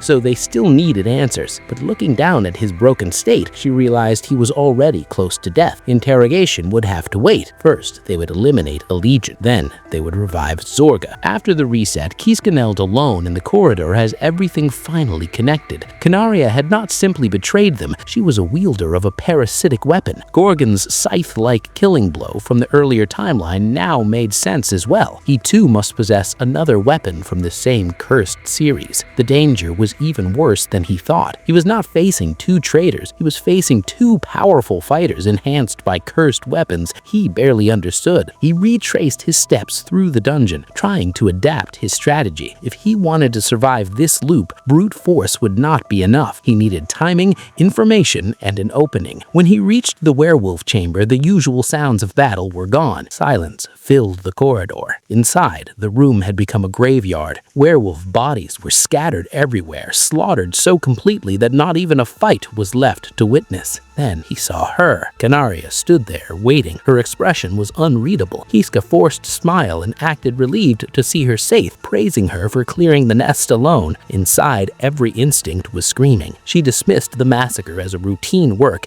and asked if he knew the path ahead. He pointed toward the corridor leading to a legion, carefully hiding all suspicion. For now, pretending ignorance was the only way to stay alive. As they walked together, Kiska stared at her back and realized he had the perfect chance to strike first. One blow could end the threat before it began, but doubt stopped him. If he attacked without proof, a legion might see him as the real traitor. If he failed, Canaria would kill him immediately. He tightened his grip on his sword, forcing himself to decide. Then a booming voice shattered the tension. Gorgon came charging down the corridor, laughing with relief that they had reunited. Kiska's best chance vanished the moment the dwarf arrived. He apologized quietly for the separation, while desperately reworking his plan. With both enemies together, any direct move was impossible now. Then, Gorgon's cheerful attitude disappeared. His face hardened as he said it was time to stop pretending and end the game they were all playing. Gorgon answered Kiska's trembling question with a knowing grin. There was nothing friendly left in his face now. He said he could sense something strange about Kiska from the start, and the story about being an ordinary villager had never fooled him. Then the dwarf reached behind his back and pulled out his massive polearm. The heavy metal struck the stone floor with a violent clang that echoed through the corridor. His eyes narrowed as he spoke about records, parasites, and things that should not exist. Kiska had become too dangerous to ignore. The air changed instantly. Gorgon's killing intent was so intense that it felt physical. Kiska's heart pounded as a terrifying thought crossed his mind. Had this man somehow sensed everything he was hiding? Canaria drew her own weapon beside him. She admitted that she had also felt something was wrong for a while. Between Kiska's strange knowledge, the parasitic weapons, and the way events kept shifting around him, she no longer believed he was an innocent outsider. Now he stood trapped between two enemies. Steels slid free, footsteps tightened, and the corridor became a killing ground. Gorgon stepped closer and demanded the truth. Who was he really and what did he want? Kiska forced himself to stay calm and repeated the same lie. He was only a villager named Kiska. The dwarf laughed at the obvious deception and tightened his grip on the weapon. Then he asked the real question. Was Kiska an enemy of the Chaosists? The name alone changed everything. Kiska finally understood that their betrayal was tied to something larger than personal greed. This was an organized group with a clear purpose. Canaria confirmed it herself. She, Gorgon, and others served that cause. Their goal was to sacrifice Alleged and use her death to revive the Demon King. Even after hearing that, Kiska kept pretending ignorance. But Gorgon pointed out how calm he remained while cornered by two killers. To the dwarf, that calmness was proof that Kiska was hiving real power. Then Gorgon attacked. The polearm came down like a collapsing tower. Kiska barely leapt aside in time, only for the next strike to sweep low toward his legs. The difference in power was overwhelming. Fighting one of them was hard enough. Facing both together felt impossible. He crashed to the ground, breathless and cornered. As he struggled to rise, he realized escape might no longer be possible. Once again, death seemed like the only path left open to him. As the finishing blow approached, Gorgon suddenly stopped the execution. His eyes narrowed as a new possibility entered his mind. What if Kiska was not merely an enemy, but an apostle tied to the hero's power itself? If that were true, killing him carelessly could create consequences they did not understand. So Gorgon chose another solution. He raised his sinister ring glowing with stored magic and announced a different sentence. Sealing. The artifact pulsed with dark light as he activated its power. A blinding flash consumed the corridor. Kiska screamed as the magic wrapped around him and dragged him into freezing darkness. His body felt weightless, his vision fading, while his enemies watched without mercy. When it ended, Kiska was no longer standing in the dungeon at all. He was suspended inside a crystalline pillar, bound by heavy chains and trapped in forced magical sleep, alive but removed from the world entirely. After that, Kiska opened his eyes in a place filled with complete darkness. There's absolutely nothing there. He can't see forward or backward. Then he realizes that this place is none other than a sealed world. Gorgon sealed him away after mistaking him for the hero's apostle, even though he isn't. No matter how much he screams or moves around in that place, it won't affect his real body at all. Only his consciousness exists there and nothing else. After that, he just keeps thinking and thinking, wondering how many days have passed. He can't tell whether it's day or night, and he has no idea how much time has passed outside. He slowly becomes consumed by loneliness, an endless loneliness. It's the utmost boredom. Then he starts remembering stories about heroes that his mother used to tell him. After that, he begins counting alone. Thinking itself had become nothing more than a distraction for him. Then he wonders how high he'd have to count for finally getting out of that place. He never knew being sealed away could be